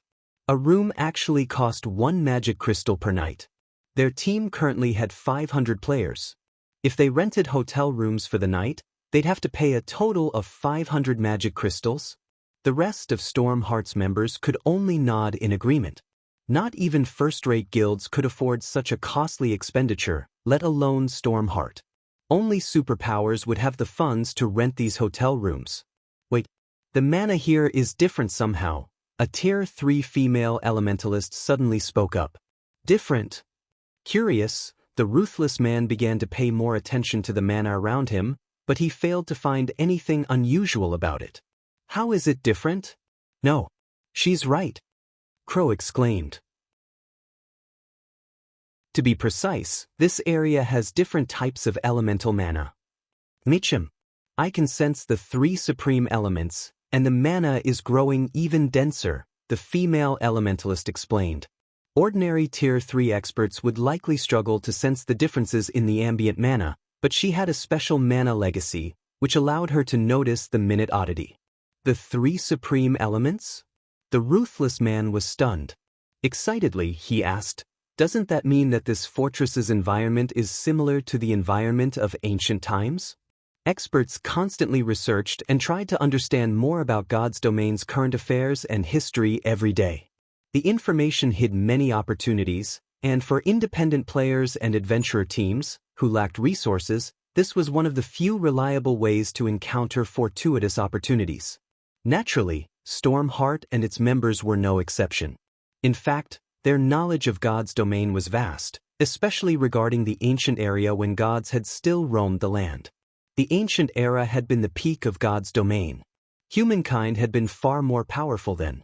Ancient human civilizations had developed their individual strength and technology to unbelievable levels. Read latest chapters at Wuxia World. EU in comparison, current humans hit their limit after reaching Tier 5.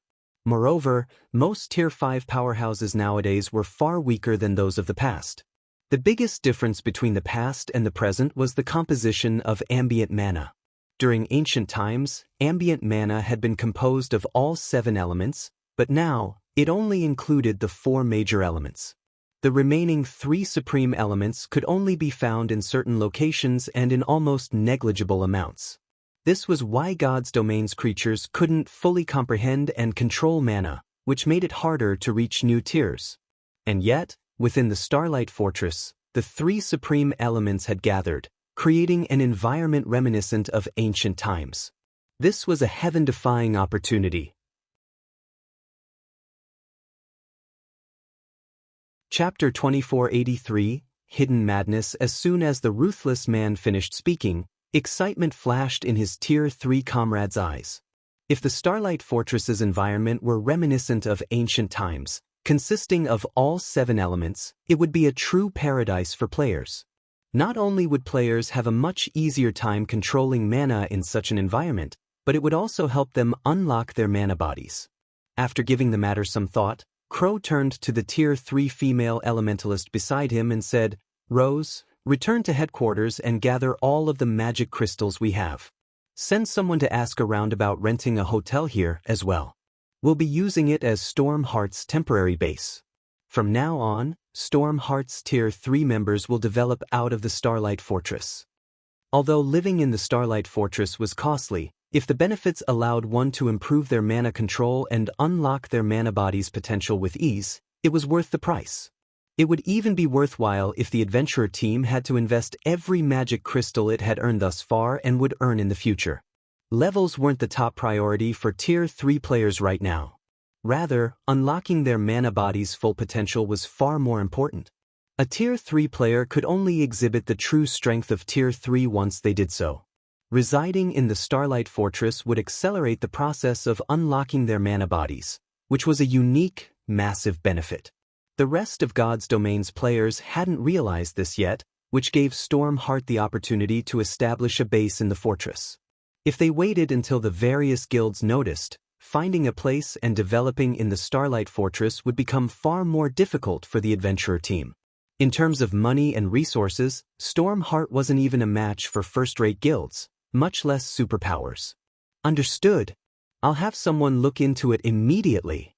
The female elementalist in blue, Ice Rose, replied before breaking away from the rest of the group. While Stormheart secretly took action, other Tier 3 independent players, who had entered the fortress and were particularly sensitive to mana, did the same. For a time, something strange took place within the nearly empty Starlight Fortress. Despite barely any players visiting the fortress, its hotels were booked, one after another. Moreover, all of the rooms were rented long-term, stunning the ignorant visiting players and McCaffrey. Players could earn a 10% discount when renting hotel rooms long-term, but they'd have to reserve the room for a minimum of 10 days. This meant that players had to pay 9 magic crystals per room, with each day normally costing 1 magic crystal. Including the fact that all of the fortress's basic amenities cost magic crystals, the cost was even extravagant to Tier 3 experts. Regardless, nearly 100 players had rented rooms in the Starlight Fortress long-term. Some players had even rented out an entire hotel. As a result, the fortress had earned nearly 5,000 magic crystals in less than an hour after its grand opening, and the crystals continued to roll in. Meanwhile, inside the Star Tomb, Shi Feng and his team ventured farther into the Star Tomb, and the Hell Legion faced one bitter battle after another.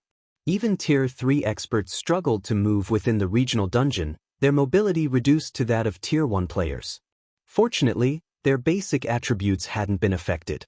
The reduced mobility had, however, considerably limited everyone's individual combat power. In the outside world, every member of the Hell Legion could solo a level 105 Great Lord, but in the Star Tomb, they could barely defeat a level 105 High Lord. The Earthen giants in the regional dungeon's outer region typically moved in groups consisting of several hundred, with each having at least 100 Great Lords. These small armies were an extraordinary challenge for the Hell Legion. Every time they encountered a group of monsters, the Legion spent over an hour to defeat them, and once the battle was over, they had to retrieve their tents to recover their lost stamina. If they didn't take the time to rest, their chances of defeating the next monster army would plummet. Naturally, this slowed their leveling speed to a crawl. However, the Hell Legion members had to admit that the God Mode regional dungeon was a wonderful location. Not only was the monsters' drop rate impressive, but the loot they acquired was top quality as well. One would have to slay Grand Lords for the slightest chance of obtaining secret silver weapons and equipment in the outside world, but in the Star Tomb, they could slay Great Lords to acquire the same ranked items. Furthermore, the dungeon's Great Lords had a chance of dropping level 105 secret silver set equipment. After over 20 hours of battle in the Star Tomb, the Hell Legion had completed 2 secret blue sets and 1 thorn set. The secret blue set was a set equipment for magical classes, while the thorn set catered to plate armor classes. Although both were only 6-piece, level 105 secret silver set equipment, they were definitely considered top tier in an era when most guild experts hadn't yet reached level 105, even the Hell Legion's members coveted the set equipment. Although the weakest piece of equipment among them was level 105 secret silver rank, with a few players having level 105 fine gold and dark gold equipment, the benefits of a complete secret silver set equipment were slightly greater than the items they currently wore. If they were willing to part with the set equipment, they could easily demand astronomical prices. Star Tomb's monsters also dropped plenty of magic crystals and mana stones. The Legion had even acquired 3 combat techniques and Tier 2 skill books. Unfortunately, the Hell Legion had entered an agreement with Shi Feng before they had entered the regional dungeon. Since Shi Feng had employed the Legion for this expedition, all loot they acquired would belong to him. The Hell Legion would only gain EXP within the dungeon. Guild Leader Black Flame, we've found the path to the Star Tomb's second floor ahead, Hell Rush reported, gesturing to a massive tunnel not far from the team. The monsters in the area are too concentrated, however, and there are a few Grand Lords in the mix. Pushing past them is impossible. I'm afraid we'll be limited to this area. The Star Tomb's interior had a similar structure to a tower, separated into multiple floors. Each floor was the size of a level 15 map in the outside world was more difficult to clear than the last. As players ascended, they'd also be subjected to higher gravitational force. None of the various superpowers had made it past the central area of the Star Tomb's first floor, near the passage to the second. Reaching the second floor proved almost impossible for current players. To make matters worse, players couldn't use summoning tools or war weapons in the Star Tomb. They couldn't even activate their berserk skills. Combined with the intense gravitational force, the Hell Legion was limited to taking on a few dozen Great Lords and a Grand Lord at a time. If the Legion tried to take on 3 or 4 Grand Lords at once, they'd be eliminated. They wouldn't even have the chance to flee. With their suppressed movement speed, they were considerably slower than the Earthen giants. Their only option for survival was to slay the monsters. That won't do. Our goal is on the Star Tomb's second floor, Shifeng said, shaking his head. The Star Tomb had a total of 11 floors, and the first couldn't even be considered the outer region's outer area.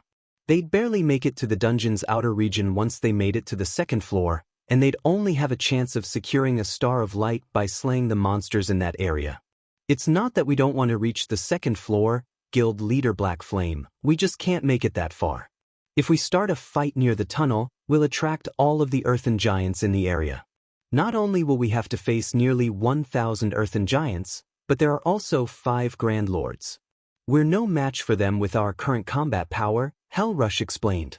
The various superpowers had tried to reach the second floor as well, but even after trying various methods, none had succeeded. The 5 Grand Lords were especially challenging. Even a 1,000-man, Tier 3 team would struggle to defeat them, much less 300 Tier 3 experts. Rest assured, Commander Rush. I can't make any promises regarding the rest of the Earthen giants, but you can leave the Grand Lords to us, Shifeng said, chuckling as he gave the 8-meter-tall Earthen giants an anticipatory look. You'll deal with them? Hell Rush swept his gaze across Shifeng and his companions. Their team only included 10 of Zero Wings members, and although he hadn't seen these players fight yet, he recognized that they all had extraordinary combat power. If these 10 players worked together, they might be able to take on a Grand Lord-ranked Earthen giant by themselves. Unfortunately, 5 Grand Lords guarded the passage ahead. No matter how Hell Rush thought about the idea, it seemed like a joke. That's right. Do you think you and your legion can take out the rest of the monsters? Shifeng asked, nodding. If you can stop the Grand Lords, the rest won't be a problem, Hell Rush said, flashing a confident grin. But, are you sure that you can defeat the 5 Grand Lords? Read latest chapters at Wuxia World. Don't worry about them. Shifeng then turned to Yen Tianxing and the others and asked, you guys can deal with the Grand Lords, right? No problem. Leave it to us.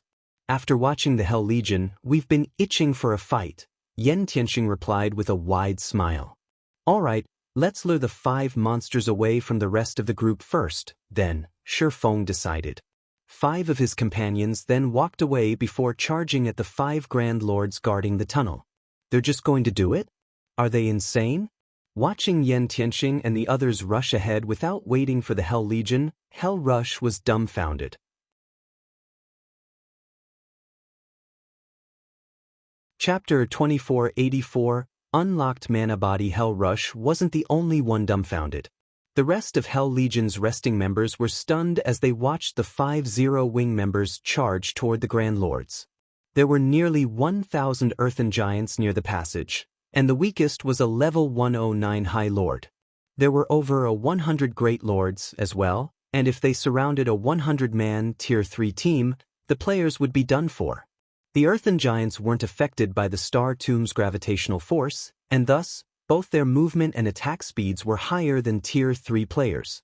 As a result, Players had to rely on their basic attributes to block the Earthen Giant's attacks and their techniques to minimize the damage. The Hell Legion could only take on 3 or 4 Earthen Giants at one time. Even if they had superior combat standards, they wouldn't be able to face a larger group and emerge from the battle unscathed. Yet, Yan Tianxing and his 4 comrades charged towards so many of these monsters with no hesitation. Just as Hell Rush came to his senses and turned to tell Shi Feng to stop his players, what he saw next left him flabbergasted. Yan Tianxing, Fire Dance, Aqua Rose, Violet Cloud, and Iluofei were simply too fast. Despite the Star Tomb's painful gravitational force, those 5 players closed the distance of several hundred yards in 5 seconds, reaching the monsters guarding the tunnel. Impossible! How are they so fast? Did they find a bug? All of the Hell Legion's members were surprised and confused by Yan Tianxing and his party's movement speed. Even with superior basic attributes, attaining such speed in this environment should be impossible. The increased gravitational force had a massive impact on players' speed. Even if a Tier 2 player had double or triple their basic attributes, the Star Tomb's gravitational force wasn't something that could simply be overcome. The Hell Legion's members even suspected that reaching Tier 4 would only boost their speed to the Tier 2 standard. And yet, Yan Tianxing's group moved as easily as they did outside of the regional dungeon. It was unbelievable. Wait, why is the mana around them so dense? Hell Rush watched Yan Tianxing's group carefully for a moment, and a thought popped in his mind. Could they have already unlocked their mana bodies? Even as he wondered if it were possible, he found the idea laughable. Most of the various superpowers experts hadn't even begun to unlock their mana bodies, much less to their full potential. The Hell Legion member who had progressed the furthest had only unlocked 20% of their mana body. They still had a long road ahead to reach 100%. They'd likely need 1 or 2, perhaps even 4 or 5, months to accomplish the task. One couldn't simply unlock their mana body's full potential overnight. Players would have to continuously try to understand and control their mana bodies, starting the process from the very beginning. Hence, it was a long and arduous process. However, the mana surrounding Yan Tianxing's group was so strong that it puzzled Hell Rush. Thus far, Yan Tianxing and the others hadn't participated in any of their battles, so Hell Rush hadn't noticed anything different about the mana around them. He had assumed that they used some special weapon or equipment piece that made the mana around them so dense. Now that these players were on the move, however, the mana around them grew denser, and it wasn't a result of attracting ambient mana. Rather, this mana felt as if it originated from the players. Before Hell Rush could shake the thought, however, Yan Tianxing and his companions reached their targets. Earthen Chieftain, Elemental Creature, Grand Lord, Level 112 HP 330, 000, 000/330, 000, an Earthen Chieftain was already an incredibly tough monster in the outside world. Elemental creatures had high magic resistance, after all, and the Earthen Chieftain's body was composed of solid stone, which gave it a defense that could rival inferior dragons. There was also the fact that the Earthen Chieftain's HPs were so high. A 100-man team with 30 Tier 3 players would struggle to raid an Earthen Chieftain in the outside world at this stage of the game, and every team of that caliber was considered first-rate in God's domain. Ordinary powers didn't even have enough experts to form such a team. The instant Fire Dance reached her Earthen Chieftain, the Grand Lord, which had long since detected the assassin, raised its fist and slammed it down on her. The Earthen Chieftain was 8 meters tall, and its fists were as massive as boulders. Watching its fist descend toward Fire Dance was like watching a small mountain fall on her. There was no way she could dodge the attack, she'd have to block it. Finally, I can test my mana body's strength properly. A hint of excitement flashed in Fire Dance's eyes as the Grand Lord's fist fell. She immediately unsheathed 1,000 transformations, countering the Earthen Chieftain's attack with a normal strike. When she had emerged from the Legacy Gate, she had only been a small step away from unlocking her mana body's full potential, and after using the Legacy Room, she had resolved that issue. She had spent some time experimenting with her mana body, finally unlocking its potential to 100% a day ago. However, she had been busy with the Starlight Fortress's matters and hadn't had time to test out her mana body. Now that she had the perfect opportunity to sow, she wouldn't waste it by relying on her more powerful skills. Is she insane? She's only an assassin, yet she's trying to tough it out? The Hell Legion's members thought Fire Dance was overestimating her strength when she hadn't used a skill to dodge the Grand Lord's attack. With her speed, evading the blow shouldn't be hard. She was a Void Realm expert, after all. She should have recognized the Earthen Chieftain's attack trajectory immediately. And yet, the assassin was trying to counter the Earthen Chieftain's blow. She had to be suicidal. Boom! The sound of an explosion echoed throughout the area, and the ground trembled. The impact's shockwave threw dust into the air. Once the dust settled, the scene before the Hell Legion's members stunned them. She blocked it. An assassin, a class known for its speed, had successfully blocked the Earthen Chieftain's attack. Crap! She actually blocked it? Is she really an assassin? The Hell Legion members felt their worldview crumble when Fire Dance had emerged from the exchange without injury. Not even Thunder Beast, who had the highest strength of any Hell Legion member, would be a match for a monster like the Earthen Chieftain. He'd have to rely on the Legion's healers to tank the Grand Lord. And yet, Fire Dance had countered the attack without taking any damage.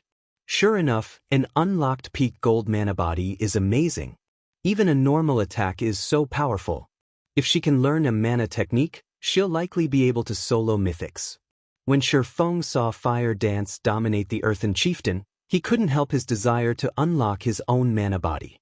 God's Domain's players would only be considered true experts once they had unlocked their mana body's full potential. If they didn't, they'd only be considered pseudo-experts, even after reaching Tier 4. Take the Star Tomb, for example. If players entered the dungeon without fully unlocking their mana bodies, they'd struggle against the regional dungeon suppression. Hence, the first thing all experts needed to do upon reaching Tier 3 was unlock their mana bodies. Levels and tiers had to be set aside. Until they succeeded, they wouldn't even qualify to explore God's Domain. Read latest chapters at Wuxia World. While Shifeng admired Fire Dance's display, the assassin used shadow steps to appear behind the Earthen Chieftain. It's my turn. Fire Dance raised 1,000 transformations, aiming for the back of the Grand Lord's head. Absolute strike.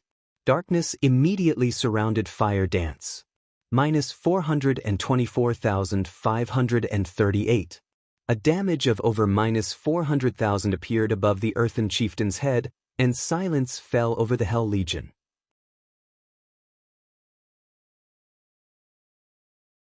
Chapter 2485, Inhuman Battle, over 400,000 damage. Is she even human? Every member of the Hell Legion wondered if they were hallucinating when they saw the bright red numbers above the Earthen Chieftain's head. For a moment, they even wondered if Fire Dance was an NPC disguised as a player. Even they, experts who stood at the pinnacle of God's Domain, could barely cause over minus 70,000 damage to the Earthen Giants with Tier 3 skills and spells. Hell Rush, one of the Legion's strongest players, could only deal around minus 150,000. These monsters' ridiculously high defense and magic resistance could practically rival archaic species of the same rank. And yet, they had just watched a Tier 3 assassin deal over minus 400,000 damage to the Grand Lord-ranked Earthen Chieftain, and she had only used a Tier 2 skill. Even at Tier 3, assassins didn't have many options for raising their attack's power. Most of their skills focused on speed, increasing their total DPS. But Fire Dance had obliterated what they had known about the class. How could she even be considered an assassin with that kind of raw power? She was even more of a berserker than actual berserkers. Before the Hell Legion members could recover from their shock, Yan Tianxing and the other 3-0 wing experts started their battles with their own Earthen Chieftains. Yan Tianxing effortlessly evaded his Grand Lord's straightforward attack, circling to the Grand Lord's back. He then brandished his daggers and sent several beautiful, silver arcs slicing into the Earthen Chieftain's back. Minus 134,324. Minus 274,543.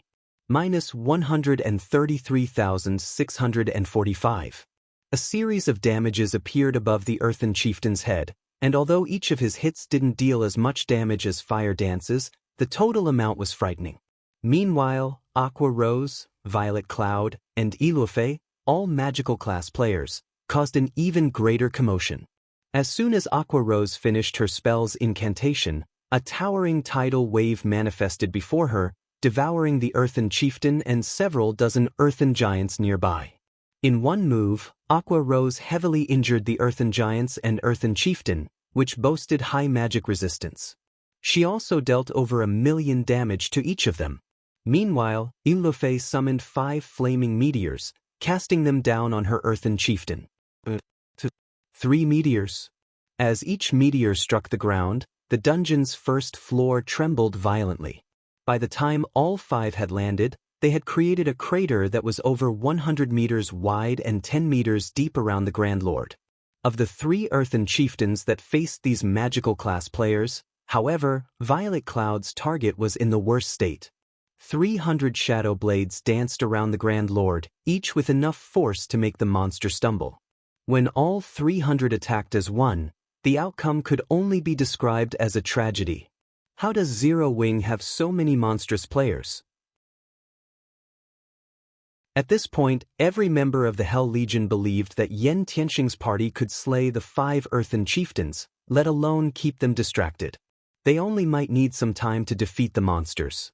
Even so, their combat power was astonishing. The 5 Zero Wing experts single-handedly suppressed the Star Tomb's Grand Lords, and not one of them was an MT, Guild Leader Black Flame. Have they fully unlocked their mana bodies? Hell Rush could not help but ask as he watched Fire Dance and the others fight. He couldn't think of any other reason that would allow those 5 players to display such incredible speed and power. Not even the various Super Guilds experts had unlocked their mana bodies' full potential. All of them were still exploring. It hadn't been long since these experts had reached Tier 3, after all.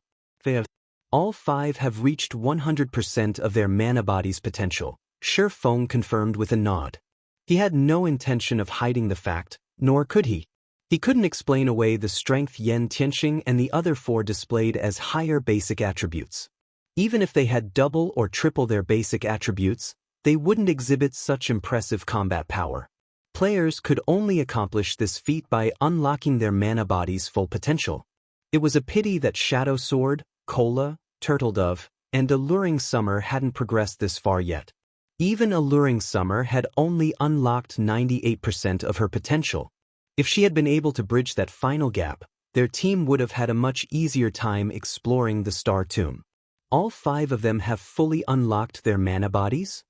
Hell Rush and the vice commanders around him gasped when they heard Shi Feng's answer. They had suspected this might be the case, but they couldn't help their astonishment when Shi Feng had confirmed it. Even the strongest player in Netherworld Empire had only unlocked 20% of their mana body's potential. They'd still need another month or 2 to reach 100%. They would still need at least 1 or 2 months to reach 100% potential. Yet, Zero Wing, a guild that had started from nothing in God's domain and wasn't supported by any major corporation, had nurtured 5 experts with fully unlocked mana bodies. It was unbelievable. Would you be willing to offer some guidance regarding mana bodies, Guild Leader Black Flame? If you are, I can represent my guild in offering to garrison 50,000 experts in the Starlight Fortress long-term. Netherworld Empire will also supply Zero Wing with various rare materials from the Western continent, Hell Rush proposed, trying to contain his excitement.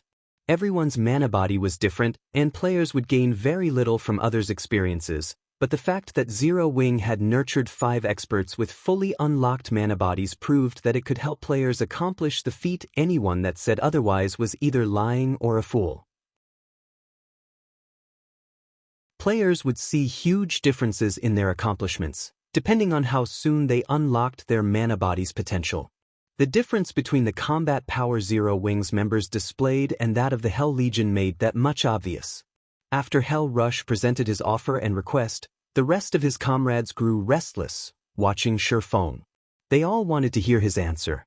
Before this, they hadn't realized how effective a fully unlocked mana body would be on one's combat power, but after seeing Yen Tianxing and his companions' performance, they were sure of one thing.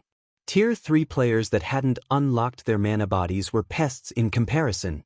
Many of the Hell Legion's members had just as high combat standards as Fire Dance and the others, but if they had to fight any of those 5 players, they'd refuse. The difference between their overall combat power was like the difference between heaven and earth. They even suspected that Fire Dance and her party could take on 30 Hell Legion members simultaneously. Read latest chapters at Wuxia World. The more Hell Legion's experts thought about it, the more restless they became. Rather than their earlier prideful attitude, they all watched Shifeng with anticipation and hunger. Weapons and equipment were secondary concerns for experts like them. Their individual strength was far more important. In fact, they had joined their guild in the pursuit of greater strength. Don't worry about the 50,000 experts, Shifeng dismissed the offer. He could not help but shake his head and chuckle when he saw everyone's eager looks. Offering guidance for unlocking your mana bodies isn't necessarily impossible, but in exchange, I'd like Netherworld Empire to help me with another matter. In exchange, I will offer some advice.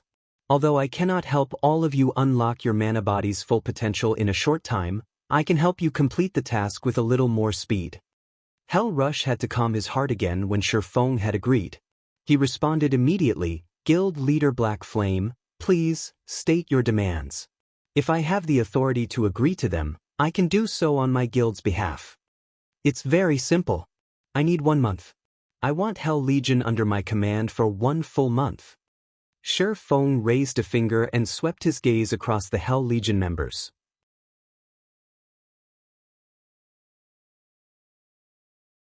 Chapter 2486, Earthen Chieftains Loot. When Shifeng finished speaking, Hell Rush and the others revealed astonished expressions on their faces. You want to employ us for a month? Hell Rush could not help hesitating upon hearing Shifeng's demand. Had the swordsman asked for financial assistance, he could have easily approved the request with his authority. However, hiring the entire Hell Legion for 1 whole month was a different story. The Hell Legion was one of Netherworld Empire's trump card legions. The Legion's first priority was the improvement of its members' strength and level, which was why the guild would invest tons of resources in the Legion. It might be fine if Shifeng wished to employ the Hell Legion for 1 or 2 days, but an employment period of 1 whole month was something else altogether. A month might not be particularly long, but it wasn't particularly short either.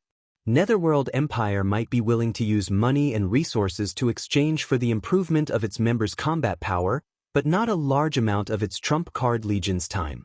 After all, the reason behind Netherworld's considerable investment of resources in the development of its members was to buy time for itself. To be precise, it was to save time and gain an advantage over their competitors. Selling the time of one of its trump card legions would be akin to putting the cart before the horse. Moreover, the Hell Legion had plenty of tasks it needed to handle. If it operated under Shifeng for a month, these tasks would have to be set aside. You can rest assured that during this 1 month, your level won't fall behind others in the slightest. In fact, your equipment standard won't fall behind either. You'll also be free to do whatever you want for most of this 1 month. I will only need your help during certain times, Shifeng said, chuckling when he saw the hesitation on Hell Rush's face. Most importantly, you will get to receive guidance on how to unlock your mana bodies ahead of everyone else. I can guarantee that all of you will unlock your mana bodies within this 1 month. Shifeng understood Hell Rush's concerns. After all, the Hell Legion was Netherworld Empire's strongest trump card legion. Although the Great Super Guild invested the best resources it had in the Legion, that did not mean the Legion would automatically grow stronger. The Legion still had to cherish every second available to improve itself so that it could compete and surpass the teams and legions of other superpowers. No guild would be willing to let its strongest legion waste 1 whole month working for someone else, even in exchange for the method to accelerate the process of unlocking one's mana body. I'm afraid I don't have the authority to decide on this matter. I need to report this to my superiors first and leave the decision to them, Hell Rush said.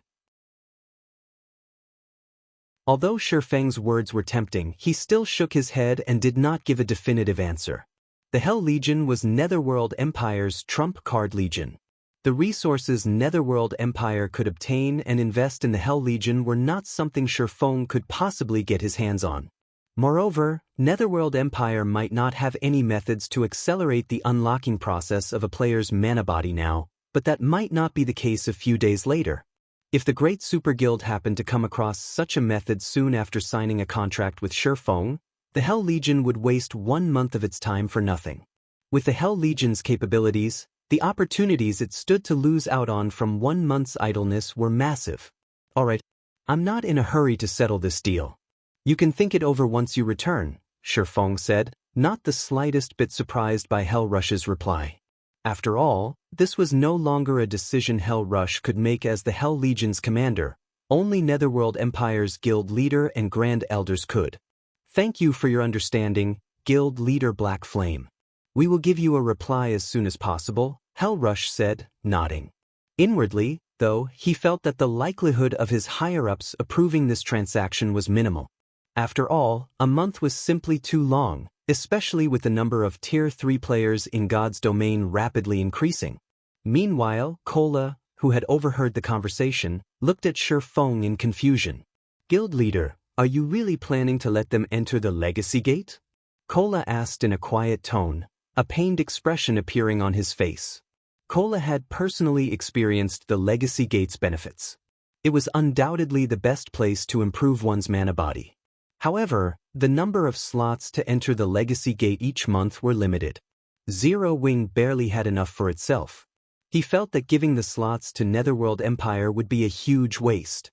After all, a Tier 3 expert with a fully unlocked mana body brought plenty of advantages. Moreover, letting the Hell Legion use the Legacy Gate would expose the Starlight Fortress's true value. Although the Hell Legion indeed possessed a lot of Tier 3 experts, Zero Wing wasn't weak either. Zero Wing might not be capable of producing 300 Tier 3 experts in the next 10 or 15 days, but producing up to 200 Tier 3 experts should be no problem. By then, Zero Wing should also have a few more experts that had fully unlocked their mana bodies. Michim, I have an important use for the Hell Legion's experts, Shifeng said, nodding. An important use? Shifeng's words confused Kola. He simply couldn't understand what Shifeng would need the Hell Legion for. In terms of combat power, the Hell Legion's experts were far inferior to Fire Dance's group of 5. In fact, the 5 could beat up the entire Hell Legion handily. At best, the Hell Legion would be useful for raiding dungeons. Fire Dance and the others are indeed very strong after unlocking their mana bodies, but there are many things that cannot be solved with just a handful of players, Shifeng said, chuckling at the look of disdain Kola was giving the Hell Legion. Fire Dance's group of 5 might be capable of suppressing the Hell Legion now, but once the Hell Legion's members fully unlocked their mana bodies as well, Fire Dance's 5 wouldn't even be able to flee for their lives. Moreover, the Hell Legion's Tier 3 experts fully unlocking their mana bodies was only a matter of time. Meanwhile, what Shifeng needed was the Hell Legion with its members' mana bodies fully unlocked. Although the Silver Divine Dragon was already his companion, that was only temporary. He still had to complete Auerbach's trial within 4 months to make the contract permanent. Auerbach's trial was no trivial matter. He needed to raise his strength as quickly as possible in order to clear it. Meanwhile, of the methods he could think of to boost his strength, the best one was to complete Solomon's Sword. However, the locations of the remaining fragments of Solomon's Sword were simply too dangerous. The risk of failure was incredibly high if he went to these locations by himself, and even if Fire Dance and the others accompanied him. Hence, he needed the help of the Hell Legion. Moreover, after obtaining the Hell Legion's help, Zero Wing would no longer have to fear the various superpowers on the eastern continent. It could clash with them head-on and contest for the truly important resource points. Zero Wing would not have to rely on just a handful of guild towns and cities to secure resources, which would, in turn, prevent the superpowers from easily suppressing its resource income. Currently, the main source of weapons and equipment was still monsters. However, this would shift to lifestyle players as players reached ever higher levels. If Zero Wing did not secure the necessary resource points early on, with the guild's current scale of development, the various superpowers would eventually rip it to shreds. By the time Feng and Kola's conversation was over, Fire Dance and the others had lured the 5 Earthen Chieftains away from the main group of monsters. Upon seeing this, Hell Rush immediately led his team into action and started clearing out the weaker Earthen Giants.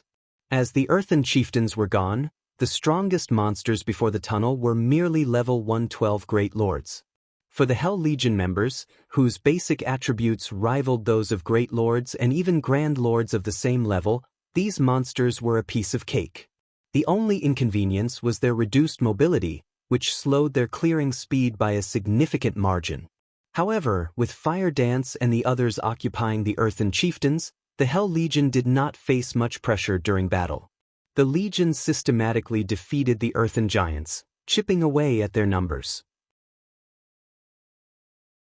Roughly 2 hours later, all of the Earthen Giants blocking the tunnel had fallen. Only the 5 Earthen Chieftains remained standing.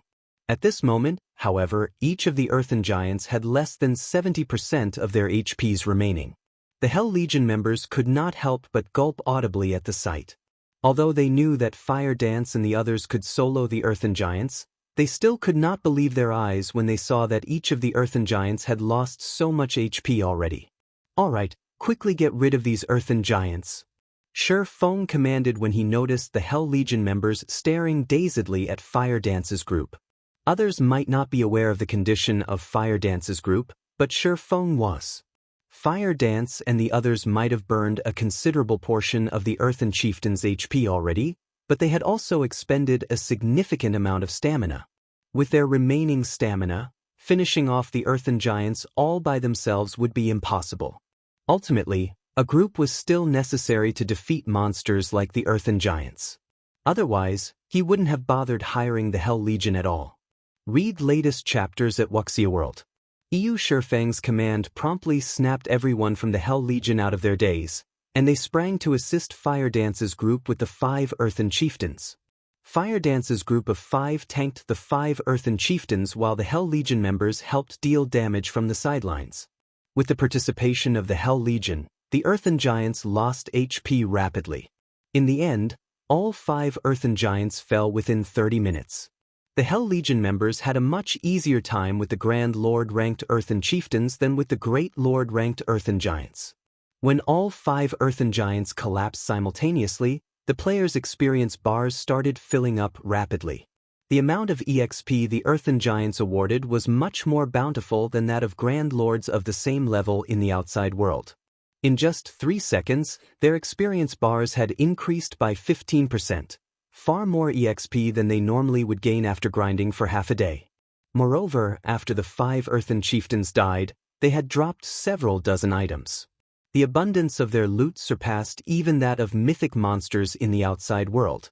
For a moment, everyone from the Hell Legion was stupefied by this scene.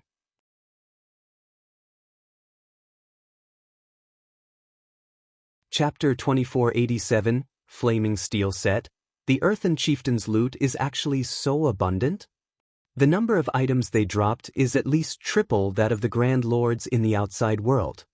The Hell Legion members' eyes glowed when they saw the 5 Earthen Chieftains' loot. There were plenty of level 100+ Grand Lords in the outside world, including Star Valley. Killing just one would net players a significant profit. If players were lucky, they might even obtain a piece of Dark Gold equipment. At this stage of the game, level 105 Dark Gold equipment was considered one of the best equipment available even to the various superpowers experts. As for level 100+ epic weapons and equipment, they were things that could be obtained only by killing level 100+ mythics, an incredibly difficult feat. Moreover, the drop rate wasn't 100% either. Usually, all level 100+ epic items a guild obtained would be allocated to the guild's elders. Even the guild's peak experts would not get any. Hence, for most experts right now, level 105 Dark Gold equipment was the best equipment available. Now, the 5 Earthen Chieftains had dropped loot equivalent to that of 15 Grand Lords in the outside world. This was simply a jackpot. Moreover, the Earthen Chieftains also granted much more EXP, equivalent to that of a mythic monster in the outside world. While the Hell Legion members were quietly discussing this matter among themselves, Aqua Rose and the others quickly collected the Earthen Chieftains' loot. Guild leader, we're quite lucky this time. These 5 Earthen Chieftains dropped a total of 7 pieces of level 110 fine gold equipment and 12 pieces of level 110 secret silver equipment. Among the secret silver equipment is a pair of plate armor gloves that belongs to an 8-piece, level 110 secret silver set equipment, Aqua Rose joyfully reported to Shi Feng after organizing the loot. In regard to this situation, Shi Feng wasn't surprised in the slightest. Although they were currently on the Star Tomb's first floor, this place was still a God Mode regional dungeon. Such loot was very normal. Moreover, nobody had defeated these Earthen Chieftains before. The fact that these Grand Lords dropped level 110 fine gold equipment and level 110 secret silver set equipment was nothing special at all. Level 110 fine gold equipment and level 110 secret silver set equipment? Hell Rush was astonished when he overheard Aqua Rose's report, because the weapons and equipment the Earthen Chieftains dropped were slightly better than even some of the items he had equipped. His equipment already ranked among the best available in the entire Netherworld Empire, only a select few in the guild had better. Moreover, if not for the several pieces of level 100+ epic items on him, then his equipment might have gotten surpassed altogether. Here, take a look, Aqua Rose said, smiling as she shared the attribute panels of the equipment they obtained with Hell Rush, not bothering to hide the item's attributes. After all, everyone from Zero Wing had much better equipment.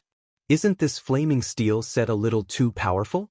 If one of our MTs were to equip it, they could most likely tank an Earthen Chieftain all by themselves. Hell Rush exclaimed, a passionate flame burning in his eyes as he stared at a pair of plate armor gloves. Although the current Hell Legion's MTs were already well equipped, with some even possessing 2 pieces of level 100+ epic equipment, the overall standard of their equipment would still be inferior by a large margin when compared to the flaming steel set. Just the bonuses from the set's 5-piece and 8-piece set effects alone could already rival those from being fully geared in level 110 fine gold equipment. The 5-piece set effect increased not only the user's defense skill by 3 levels but also the user's defense attribute by 25%, while the 8-piece set effect increased the user's HP and physique by 25%. These bonuses allowed MTs to become sturdier with much greater mobility. An MT geared in the flaming steel set would have no problems tanking level 110 mythic monsters in the outside world. Upon thinking up to this point, Hell Rush had the urge to have the Hell Legion continue grinding in the Star Tomb even after working for Shi Feng. After all, if the Hell Legion secured a complete flaming steel set, it would have a much easier time raiding level 100 super large-scale team dungeons. However, Hell Rush soon shook his head and smiled bitterly. Although the temptation was strong, nobody in the Hell Legion was capable of tanking the Earthen Chieftains right now. If not for Aqua Rose and the others keeping the Grand Lords in check, the Hell Legion would have been helpless against the monsters. If Commander Rush likes this flaming steel set, once we collect a full set, I don't mind selling it to you, Shi Feng said, smiling when he saw Hell Rush fall silent after seeing the flaming steel set's attributes. Guild Leader Black Flame, are you serious? Hell Rush reflexively sought confirmation. The flaming steel set was top-tier set equipment for MTs, which definitely could not be bought in the outside world. In fact, even the various super guilds did not possess such excellent set equipment right now. Moreover, one could use the flaming steel set up to level 115. Actually, although the set could grow only up to level 115, with how excellent its attributes were, players should still be able to use it even after reaching level 120. Only epic equipment could surpass the flaming steel set. Of course, I never joke. In fact, if the Hell Legion accepts my condition, let alone one flaming steel set, even obtaining 20 or 30 sets of set equipment on par with the flaming steel set wouldn't be a problem, Shi Feng said, nodding. The flaming steel set was indeed excellent for current Tier 3 players. However, as more players fully unlocked their mana bodies, such set equipment would become very common. Not to mention, after a certain point, experts should only be geared in dark gold equipment or set equipment at the very minimum because past level 100, only dark gold equipment or better could adapt to players' mana bodies.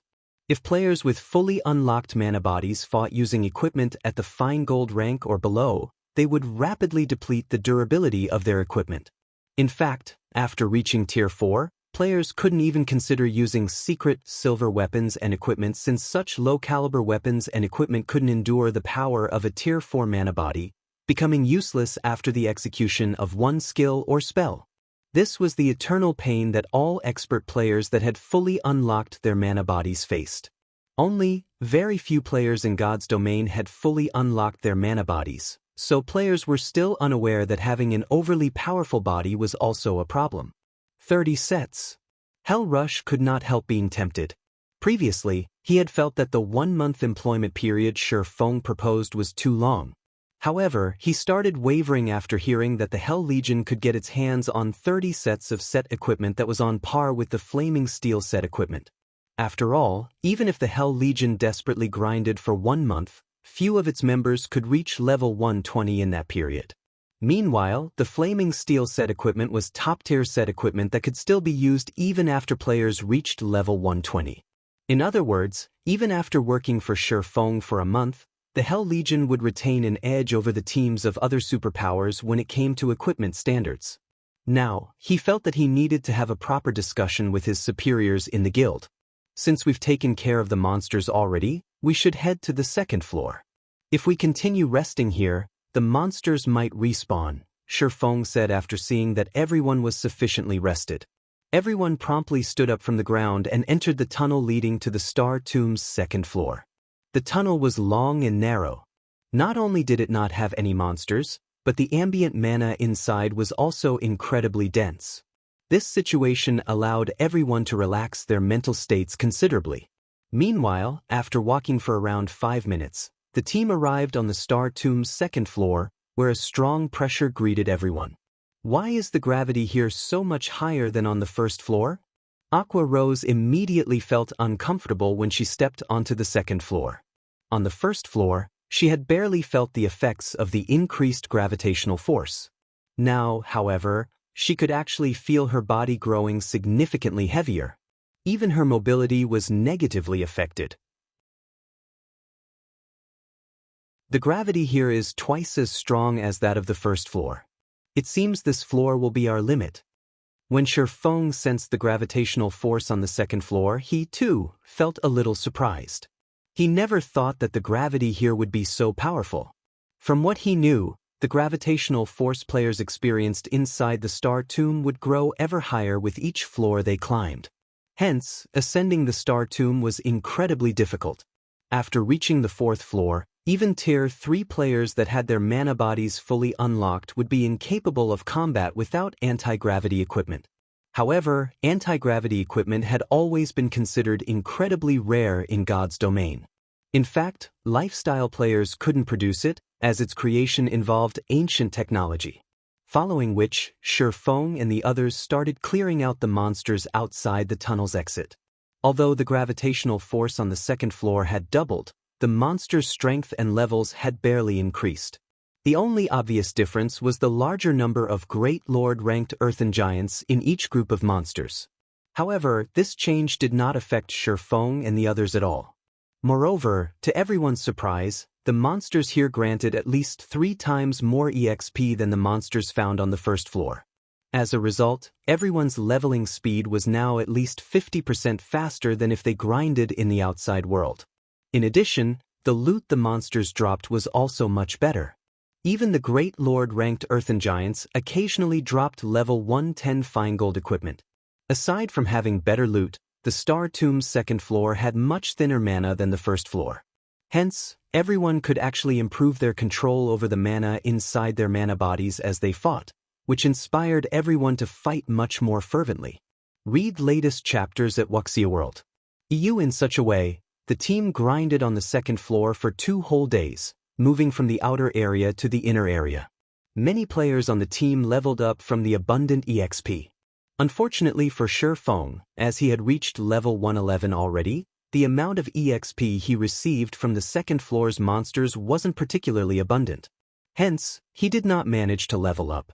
As if to rub salt in the wound, despite killing numerous Grand Lords, he still didn't obtain a Star of Light during the past 2 days of grinding, contrary to his expectations.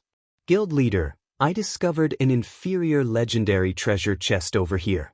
Fire Dance, who was scouting ahead of the team, reported excitedly through the team chat. An inferior legendary treasure chest? Shi Feng was stunned when he heard Fire Dance's words. How is this possible? According to his memories, the Star Tomb shouldn't possess a single treasure chest, much less an inferior legendary treasure chest.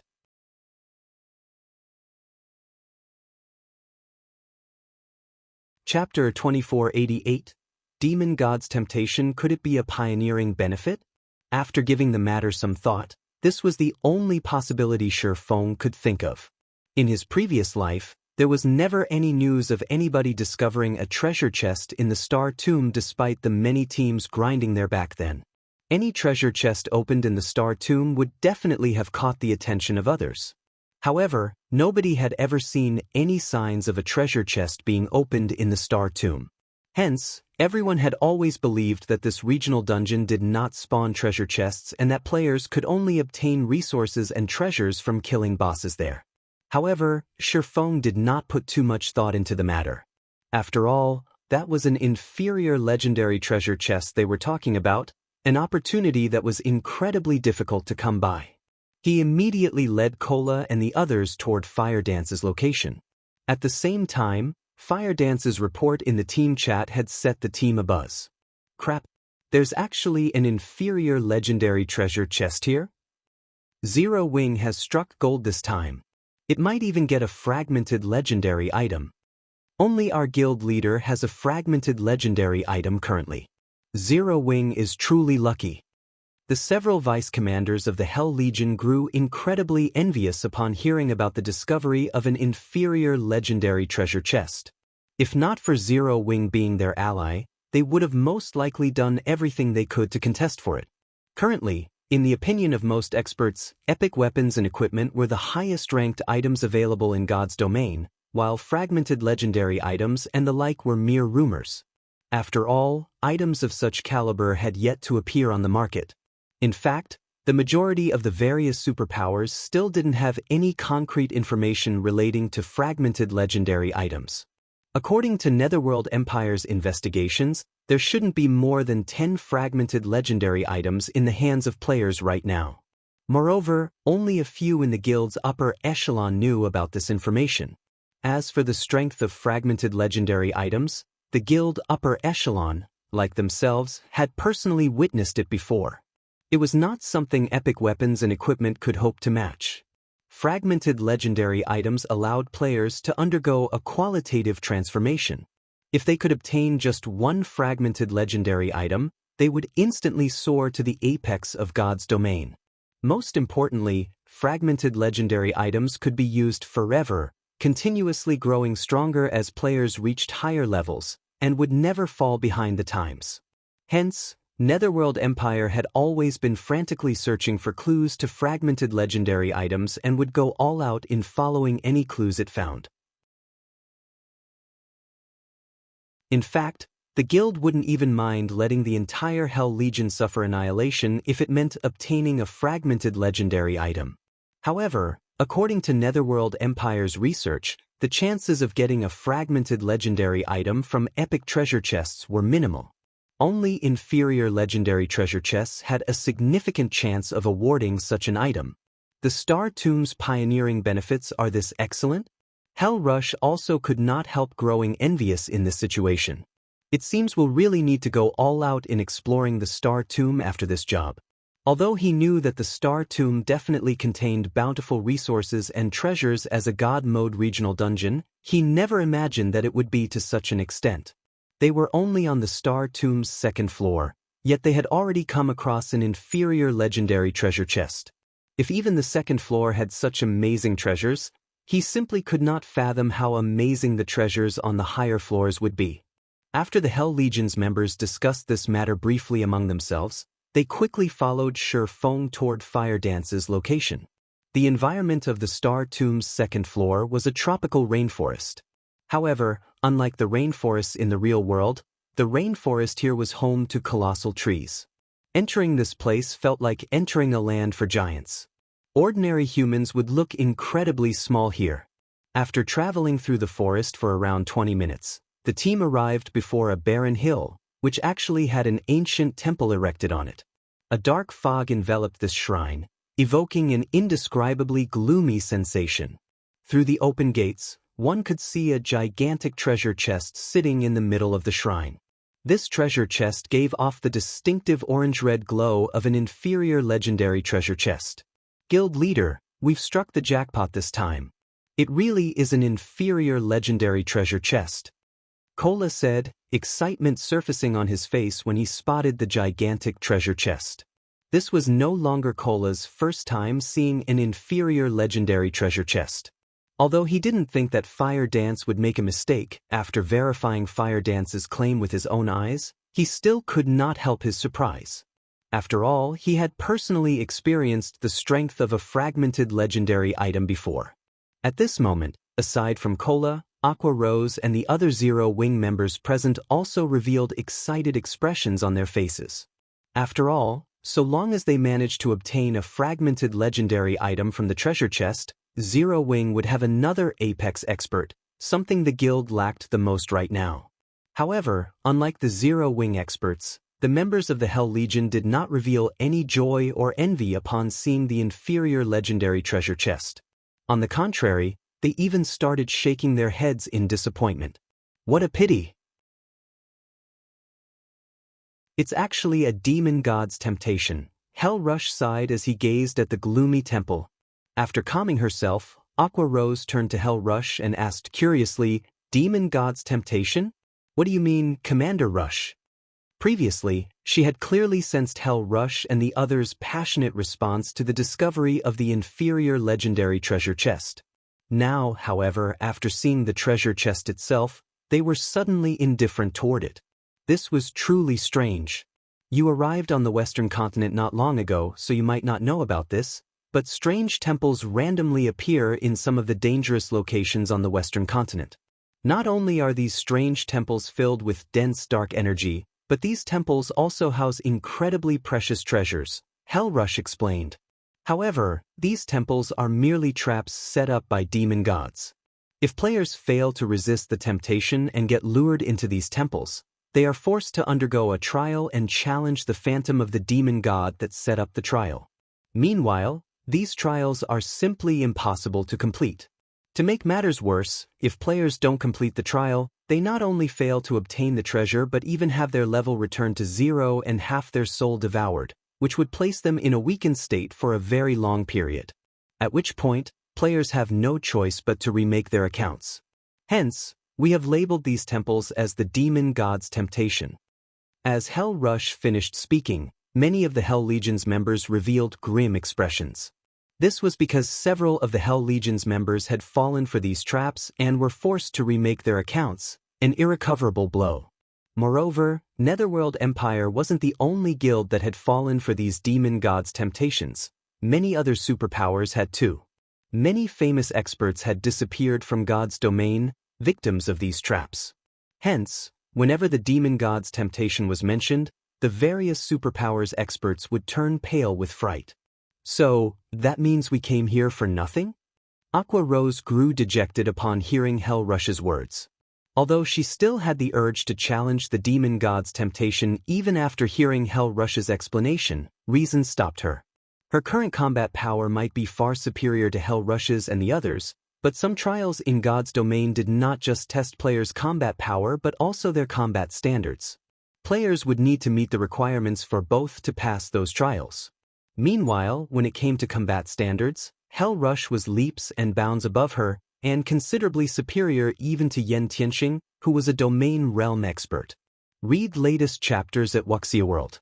If even an expert of Hell Rush's caliber had given up on the demon god's temptation without hesitation, how could someone like herself possibly succeed?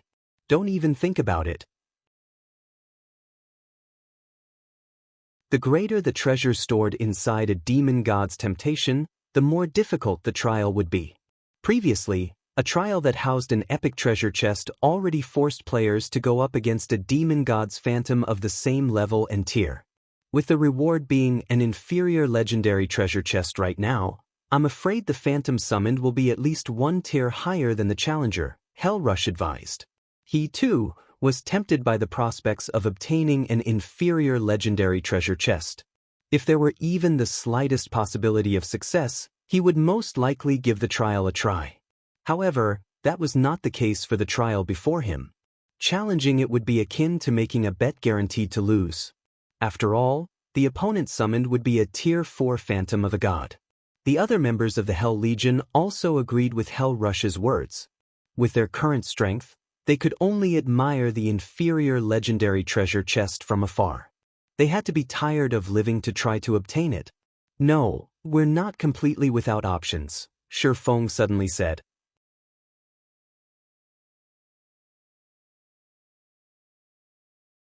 Chapter 2489, Circumventing the Rules?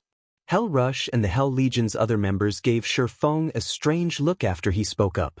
They had already explained the demon god's temptation to the Eastern players. They hadn't expected that Shifeng would still aim to claim the inferior legendary treasure chest. Trying to take that chest would be the equivalent of trading one's life for wealth. Guild leader Black Flame, you won't be able to use your berserk skills or any magic tools once inside the temple. You'd have to face the demon god's phantom by relying on your own power.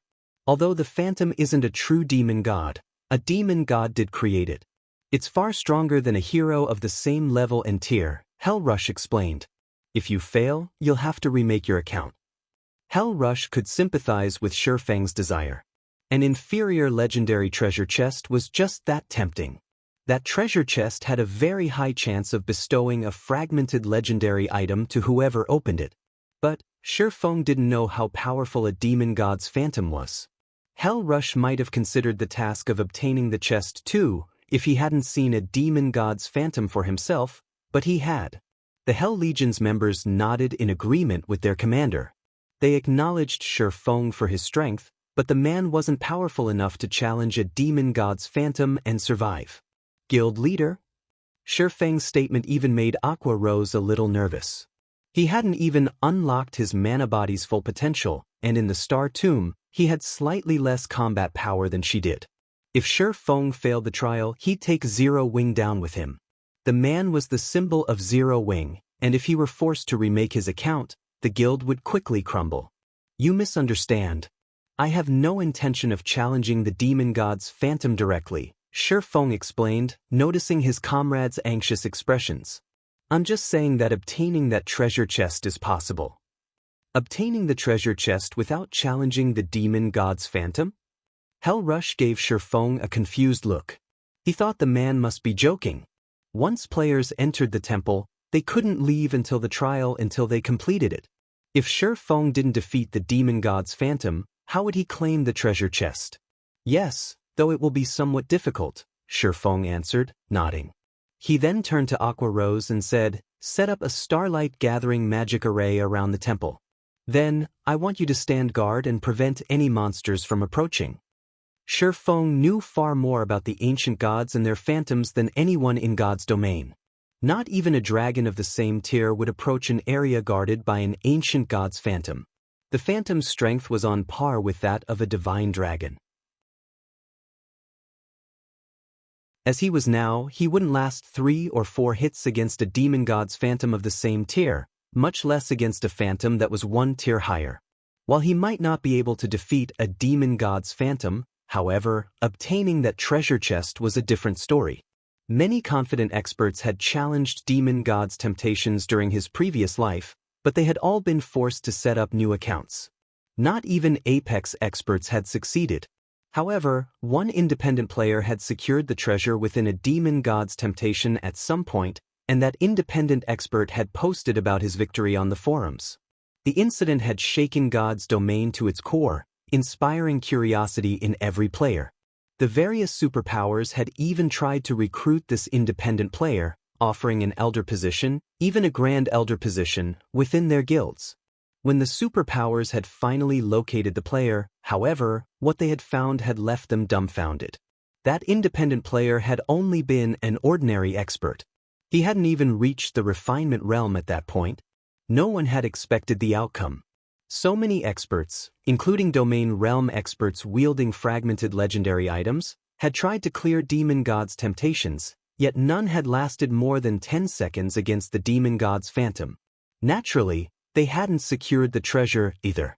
After detailed interviews, the various superpowers had learned that the independent player hadn't actually challenged the demon god's temptation.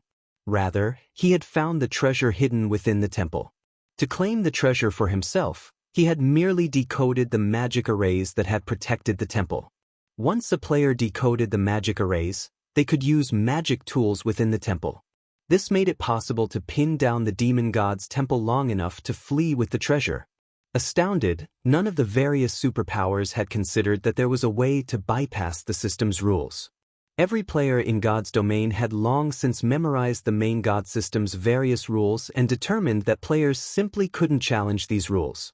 However, the main God system had never indicated that challenging existing rules was impossible. Players had simply convinced themselves that the concept was fact.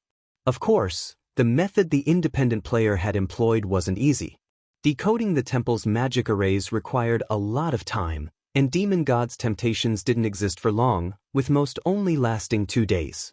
Although the independent player hadn't been an amazing expert, he had been an advanced master magician, only one step away from grandmaster rank.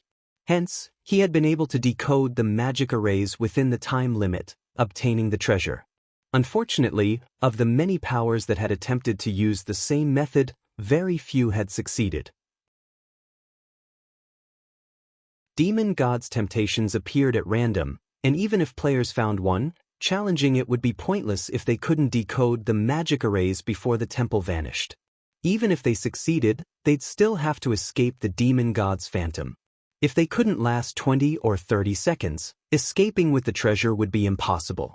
Now that Shi Feng was a master magician, albeit only at basic rank, he had a chance of decoding the temple's magic arrays. The time limit was the only problem. But Shi Feng couldn't care less. Since he had stumbled across a demon god's temptation, giving up without trying would be a waste. Meanwhile, confused, Aqua Rose and her companions did as they were told, setting up a starlight gathering magic array around the temple. As they did, the magic arrays concentrated the ambient mana, which skyrocketed around the temple. Now that the mana density is higher, I should be able to decode the arrays faster. Next, I'll have to race against time.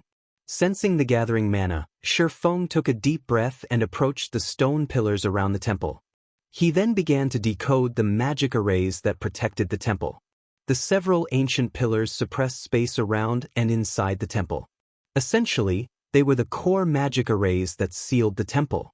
If he could decode them, he could enter and leave the temple freely until the magic array's auto-repair completed. He would not have to worry about being trapped or not having access to magic tools within the temple. Commander, Black Flame has gone insane. Those are the system's magic arrays, yet he's trying to decode them. Thunder Beast was stunned as he watched Shi Feng approach one of the stone pillars and get to work. I don't know, Hell Rush said, shaking his head. However, he hired us. Since he wants to try decoding the magic arrays, we can only comply with his wishes. In any case, we can use this opportunity to get some rest. Hell Rush assumed Shi Feng had already submitted to the temptation and become obsessed with the inferior legendary treasure chest, but Shi Feng must realize that defeating a demon god's phantom was impossible, coming up with another method to tackle the demon god's temptation. Although Hell Rush thought the swordsman's idea was even less feasible than confronting the phantom directly, he had no reason to stop the man since this method wasn't dangerous. The Hell Legion began to relax as they kept an eye on the surrounding monsters. Meanwhile, excitement welled within Shi Feng as he examined the temple's magic arrays. It turned out that they weren't as powerful as he had assumed, only somewhat complex, consisting of a series of linked master magic arrays. These weren't nearly as formidable as the magic arrays that had entrapped the silver divine dragon. Given enough time, decoding these arrays wouldn't be a problem. Shi Feng frantically decoded the core magic arrays engraved on the ancient stone pillars as time flew by. 3 hours. 6 hours. 12 hours. The harder Shi Feng tried to decode the magic arrays, the more impressed he became. These arrays offered a lot of insight into magic arrays' structure and manipulations. Unfortunately, the more magic arrays Feng decoded, the slower his progress became. Not only were the engraved arrays more complex than the last, but they also required more mana and more precise mana control. In the end, Feng had only decoded half of the magic arrays after more than a day had passed. He began to feel a little dejected. It's no wonder why only a few powers had ever successfully obtained the treasures, even after learning how to secure them without facing the Phantom. The last magic arrays aren't testing players' knowledge of magic arrays, but their mana control. Feng gave the next magic array a bitter smile. It seems that I won't be able to claim the treasure chest after all. Guild leader, your mana control is too rough. Like combat techniques, mana operates within certain rules. It's easier to control if you work within those rules. Aqua Rose interrupted, watching Feng work while staying out of his way. Read latest chapters at Wuxia World. View combat technique? Feng's eyes glowed as he suddenly realized something. That's right. He then gritted his teeth and retrieved the memory crystal that contained the Heavenly Blue Saint's mana technique. He had wanted to save it until he had unlocked his mana body's full potential. Wielding the technique would involve his mana body, after all, but a mana technique was, at its core, a way to use mana. Even if he couldn't execute Eliade's mana technique just yet, learning it should grant him a boost to his mana control. I can only try it. Feng then squeezed the memory crystal until it shattered, and a stream of purple-gold light flowed into his head, forming a virtual space within his mind.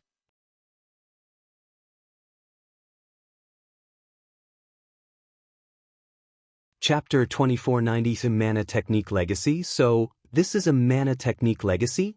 Feng was shocked when a virtual space manifested within his mindscape.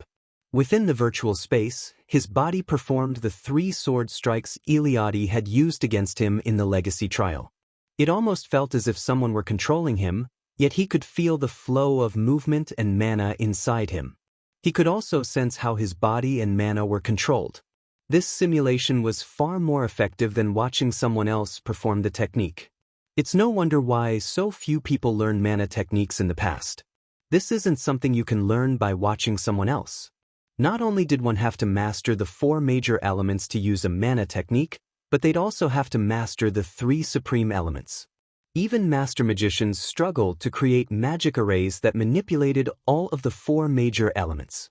One would have to familiarize themselves with each of the 4 mana types' movement patterns and create an array based on these patterns. The Heavenly Blue Saint's mana technique, however, was even more complex, requiring one to understand all 7 elements. Moreover, one would also need to guide all 7 through their mana body to execute the technique. Executing the mana technique, Holy Annihilation, was many times more difficult than performing the bronze combat technique, Lightning Flash. Executing Lightning Flash relied on physical movement, an action that players could become intimately familiar with. Physical control was natural, both in the real world and in the virtual world, but controlling mana and one's mana body was a different story. Both were foreign sensations. Becoming comfortable with one and gaining rudimentary control was already an incredible challenge. Trying to understand them completely and gaining precise control was even more difficult. Fortunately, this memory crystal has recorded some basic information on how to manipulate the 7 elements. Even if I knew how to execute Holy Annihilation, it'd be useless without these details. After watching himself complete Light Shadow and his breakdown analysis of the mana conduction, he breathed a sigh of relief. He didn't allow himself to relax, however. Rather, he started to focus on learning mana's basic patterns. The memory crystal simulation wouldn't last long, usually only 3 to 4 hours, while some didn't even last that long. One would be dreaming if they thought they could study within the simulation for a full day. Players could only try to learn as much as possible during the limited duration. The memory crystal didn't care how successful a player was. Time passed quickly while Feng immersed himself in his own mindscape. 1 hour. 2 hours. From an outsider's point of view, Feng had sat by one of the ancient pillars to rest. He wasn't doing anything interesting. How much more time is Black Flame planning to waste, Commander? We've been in the Star Tomb for 4 days now. Are we really going to let him continue to waste our time as well? Thunder Beast asked Hell Rush, glancing at Shurfeng's motionless form by the pillar. At least they had been able to grind monsters when they had first arrived. Although they hadn't obtained any loot, the monsters had awarded an abundance of EXP. They had gained a bit more mana control during their fights on the second floor. Fortunately, helping Shurfeng hadn't been a complete waste. But now, they had spent over a day in this area already, just resting. Aside from killing the occasional group of earthen giants that had wandered too close to the demon god's temptation, they hadn't done a thing. All of the various superpowers experts were frantically grinding and leveling right now, yet the Hell Legion was stuck here, doing nothing. Let's wait a little longer. We agreed to accompany Black Flame into the Star Tomb for 5 or 6 days, whether or not he finds what he's looking for. The 5th day isn't over quite yet. After the agreed-upon time, if he wants to remain, we'll retreat, Hell Rush said. He wasn't pleased about the situation either. If the Hell Legion were one of Netherworld's ordinary expert legions, this wouldn't have been a major issue, but that wasn't the case. The Hell Legion was Netherworld Empire's strongest trump card legion. Every member was an expert among experts. They did not have a ton of time to waste with Shurfeng. Black Flame is stubborn. Not even the various superpowers have found success in a demon god's temptation.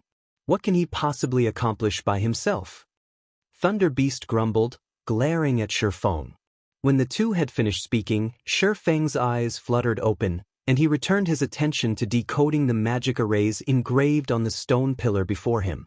This time, the magic arrays were much easier to decode, and the surrounding mana began to gather around Shurfeng. What did he do? Thunder Beast was shocked to feel more and more mana gather around Shurfeng. The mana became so dense that it actually became visible. The layer of mist that had formed around Shurfeng was incredibly thin, and one could miss it if they weren't paying attention, but there were so few locations in God's domain that had dense enough mana for it to condense in such a way. Naturally, the various superpowers coveted every one of these locations. His mana control has improved. Hell Rush couldn't believe his eyes. And it's improved quite a bit. You can actually attract so much mana with better mana control? Thunder Beast gave his commander a skeptical look. With enough control, it is possible. I've met a Tier 4 magical class NPC that gathered a ridiculous amount of mana just by manipulating the mana around him. He hadn't even used any skills or spells. The female elementalist beside Hell Rush contributed. Black Flame is just a swordsman. How can he have so much control over mana? Thunder Beast glanced at Shurfeng again, astonished.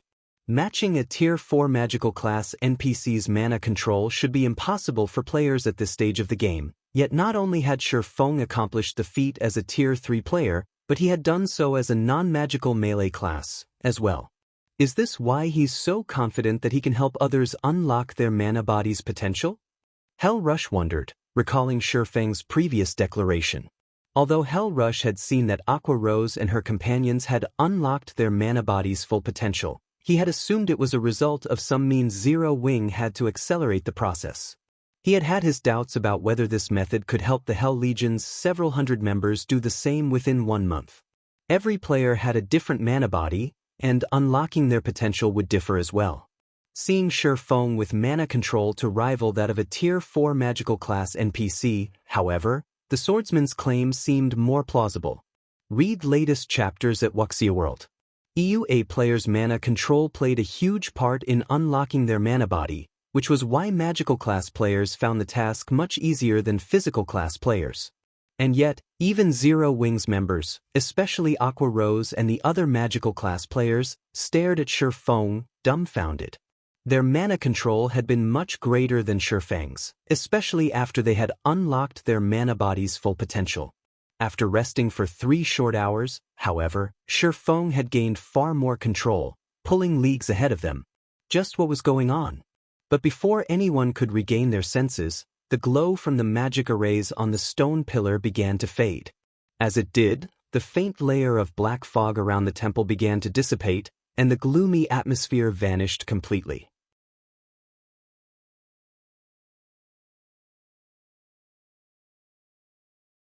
Chapter 2491, Basic Mana Control, he decoded it?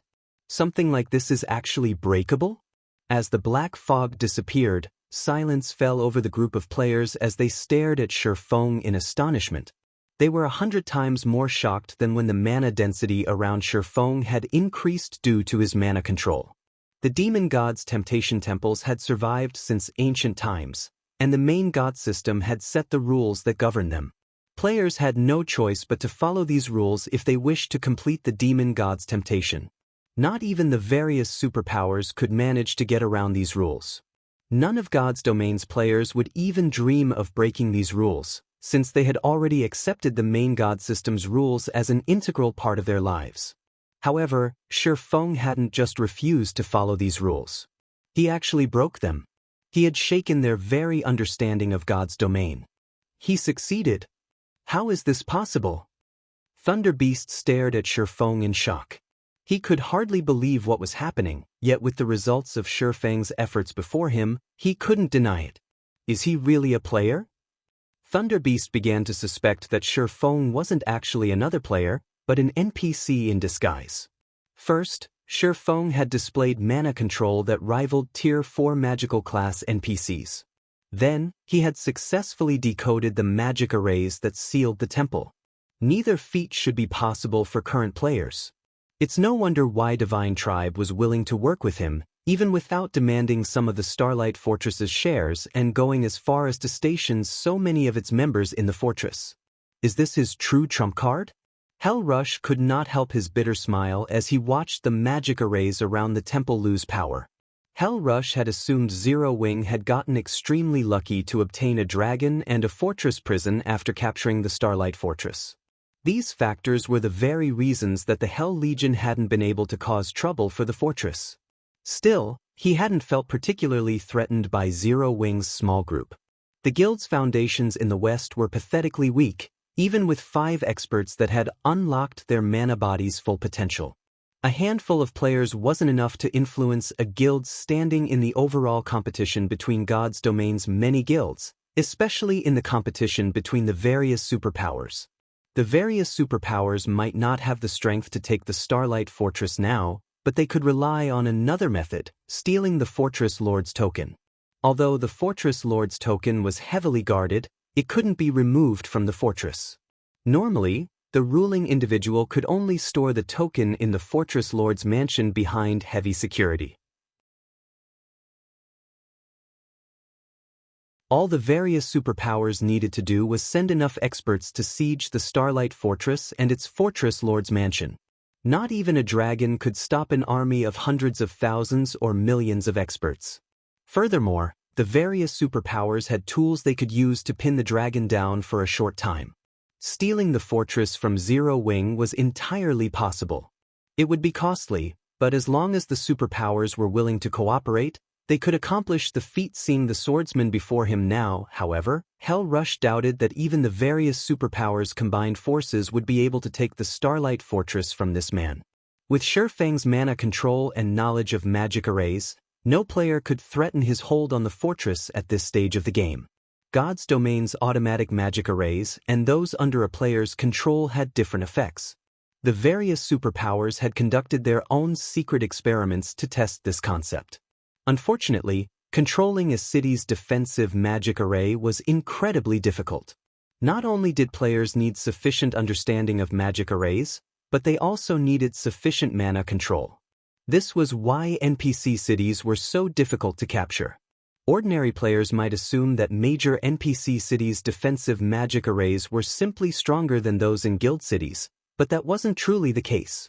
The defensive magic arrays in NPC cities were only slightly stronger than those in guild cities, but because NPC cities were guarded by Tier 4 NPCs, there were NPCs that were responsible for manipulating the city's defensive magic array. These NPCs would strengthen the array until the barrier could even withstand Tier 5 NPCs' attacks for a long time. If the Starlight Fortress had someone to control its defensive magic array, what chance did the various superpowers have to break through it?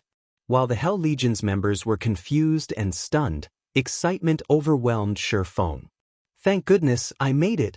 After 3 hours of desperate study, he had finally grasped the profound concepts of the 7 elements. He still couldn't execute any of Holy Annihilation's 3 moves, but he now had basic mana control. He could now draw master magic arrays based on the 4 major elements' movement patterns. Normally, only Tier 3 magical class NPCs could perform the task. He was still far from having the mana control to rival Tier 4 magical class NPCs. To reach that standard, he'd have to draw simple magic arrays with the 3 supreme elements.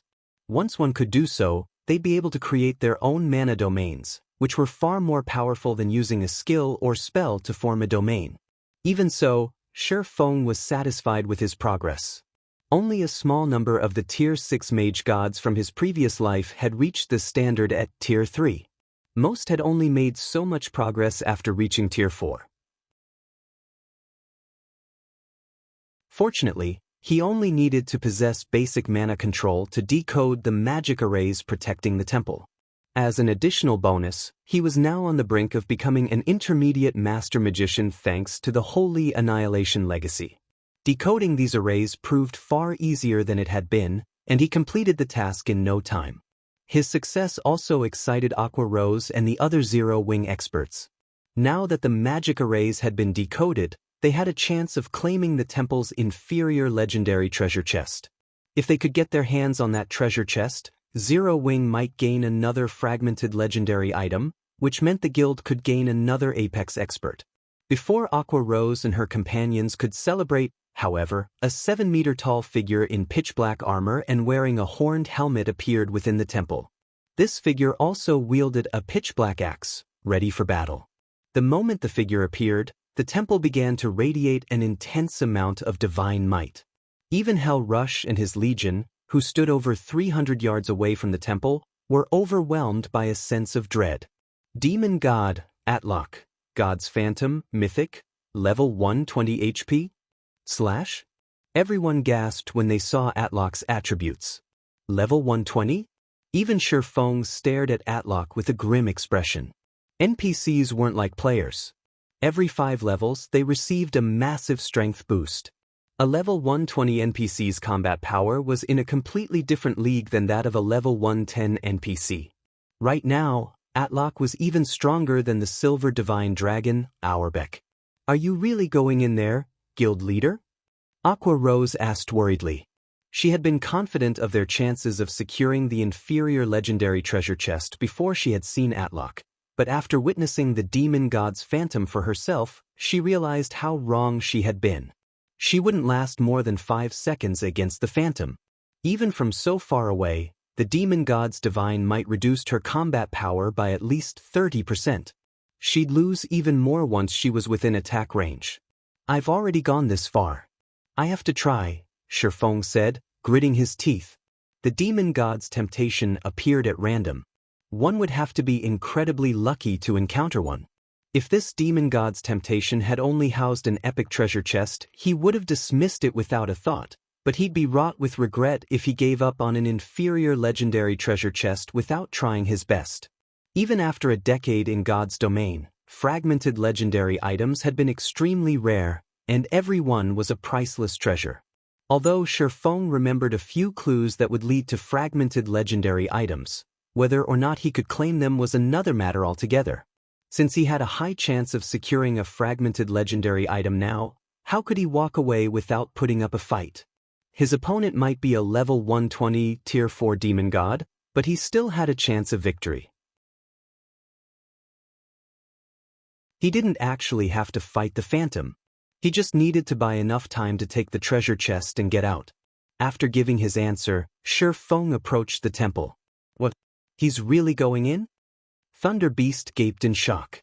Words were no longer sufficient to describe the demon god's strength. Just having the courage to enter the temple was impressive, not to mention fighting Atlok. That demon god could likely even instant-kill Tier 4 NPCs, let alone current Tier 3 players. There was no way to buy time with such an opponent on one's heels. Read latest chapters at Wuxia World. Shi Feng had decoded the temple's outer magic arrays, allowing players to enter and leave the temple freely and use magic tools, but the temple's inner magic array remained intact. The inner magic array ensured that only one player could enter the temple at a time. In other words, Shi Feng would have to face the Tier 4 demon god by himself. How much time could he possibly buy himself? Puny adventurer, you are capable and brave. You've decoded the magic array I had set up outside, and you even dare to enter my temple after seeing my phantom, Atlock addressed Shi Feng, a hint of recognition lacing his tone. However, his words also contained a trace of anger. But this ends now. Since you have dared to break my trial, I will eliminate you from this world. After saying so, the intensity of Atlock's divine might skyrocketed, and it felt as if a 1-ton weight had been dropped on Shi Feng's shoulders. Even walking became a challenge. Sure enough, taking on a Tier 4 god's phantom won't be easy. Shi Feng flashed Atlock a bitter smile as the phantom's divine might swept over him. I can only try my luck. Following which, Shi Feng pulled a summon guard scroll from his bag and called Anna to his side. You're tuning in to the Passion Pages YouTube channel. We're so grateful for your support, and don't forget to subscribe to join us on this incredible journey through captivating stories. Your generosity through donations truly makes a world of difference, as it's the primary source of revenue that allows me to expand and enhance this channel for you. Thank you from the bottom of my heart for being a part of this adventure.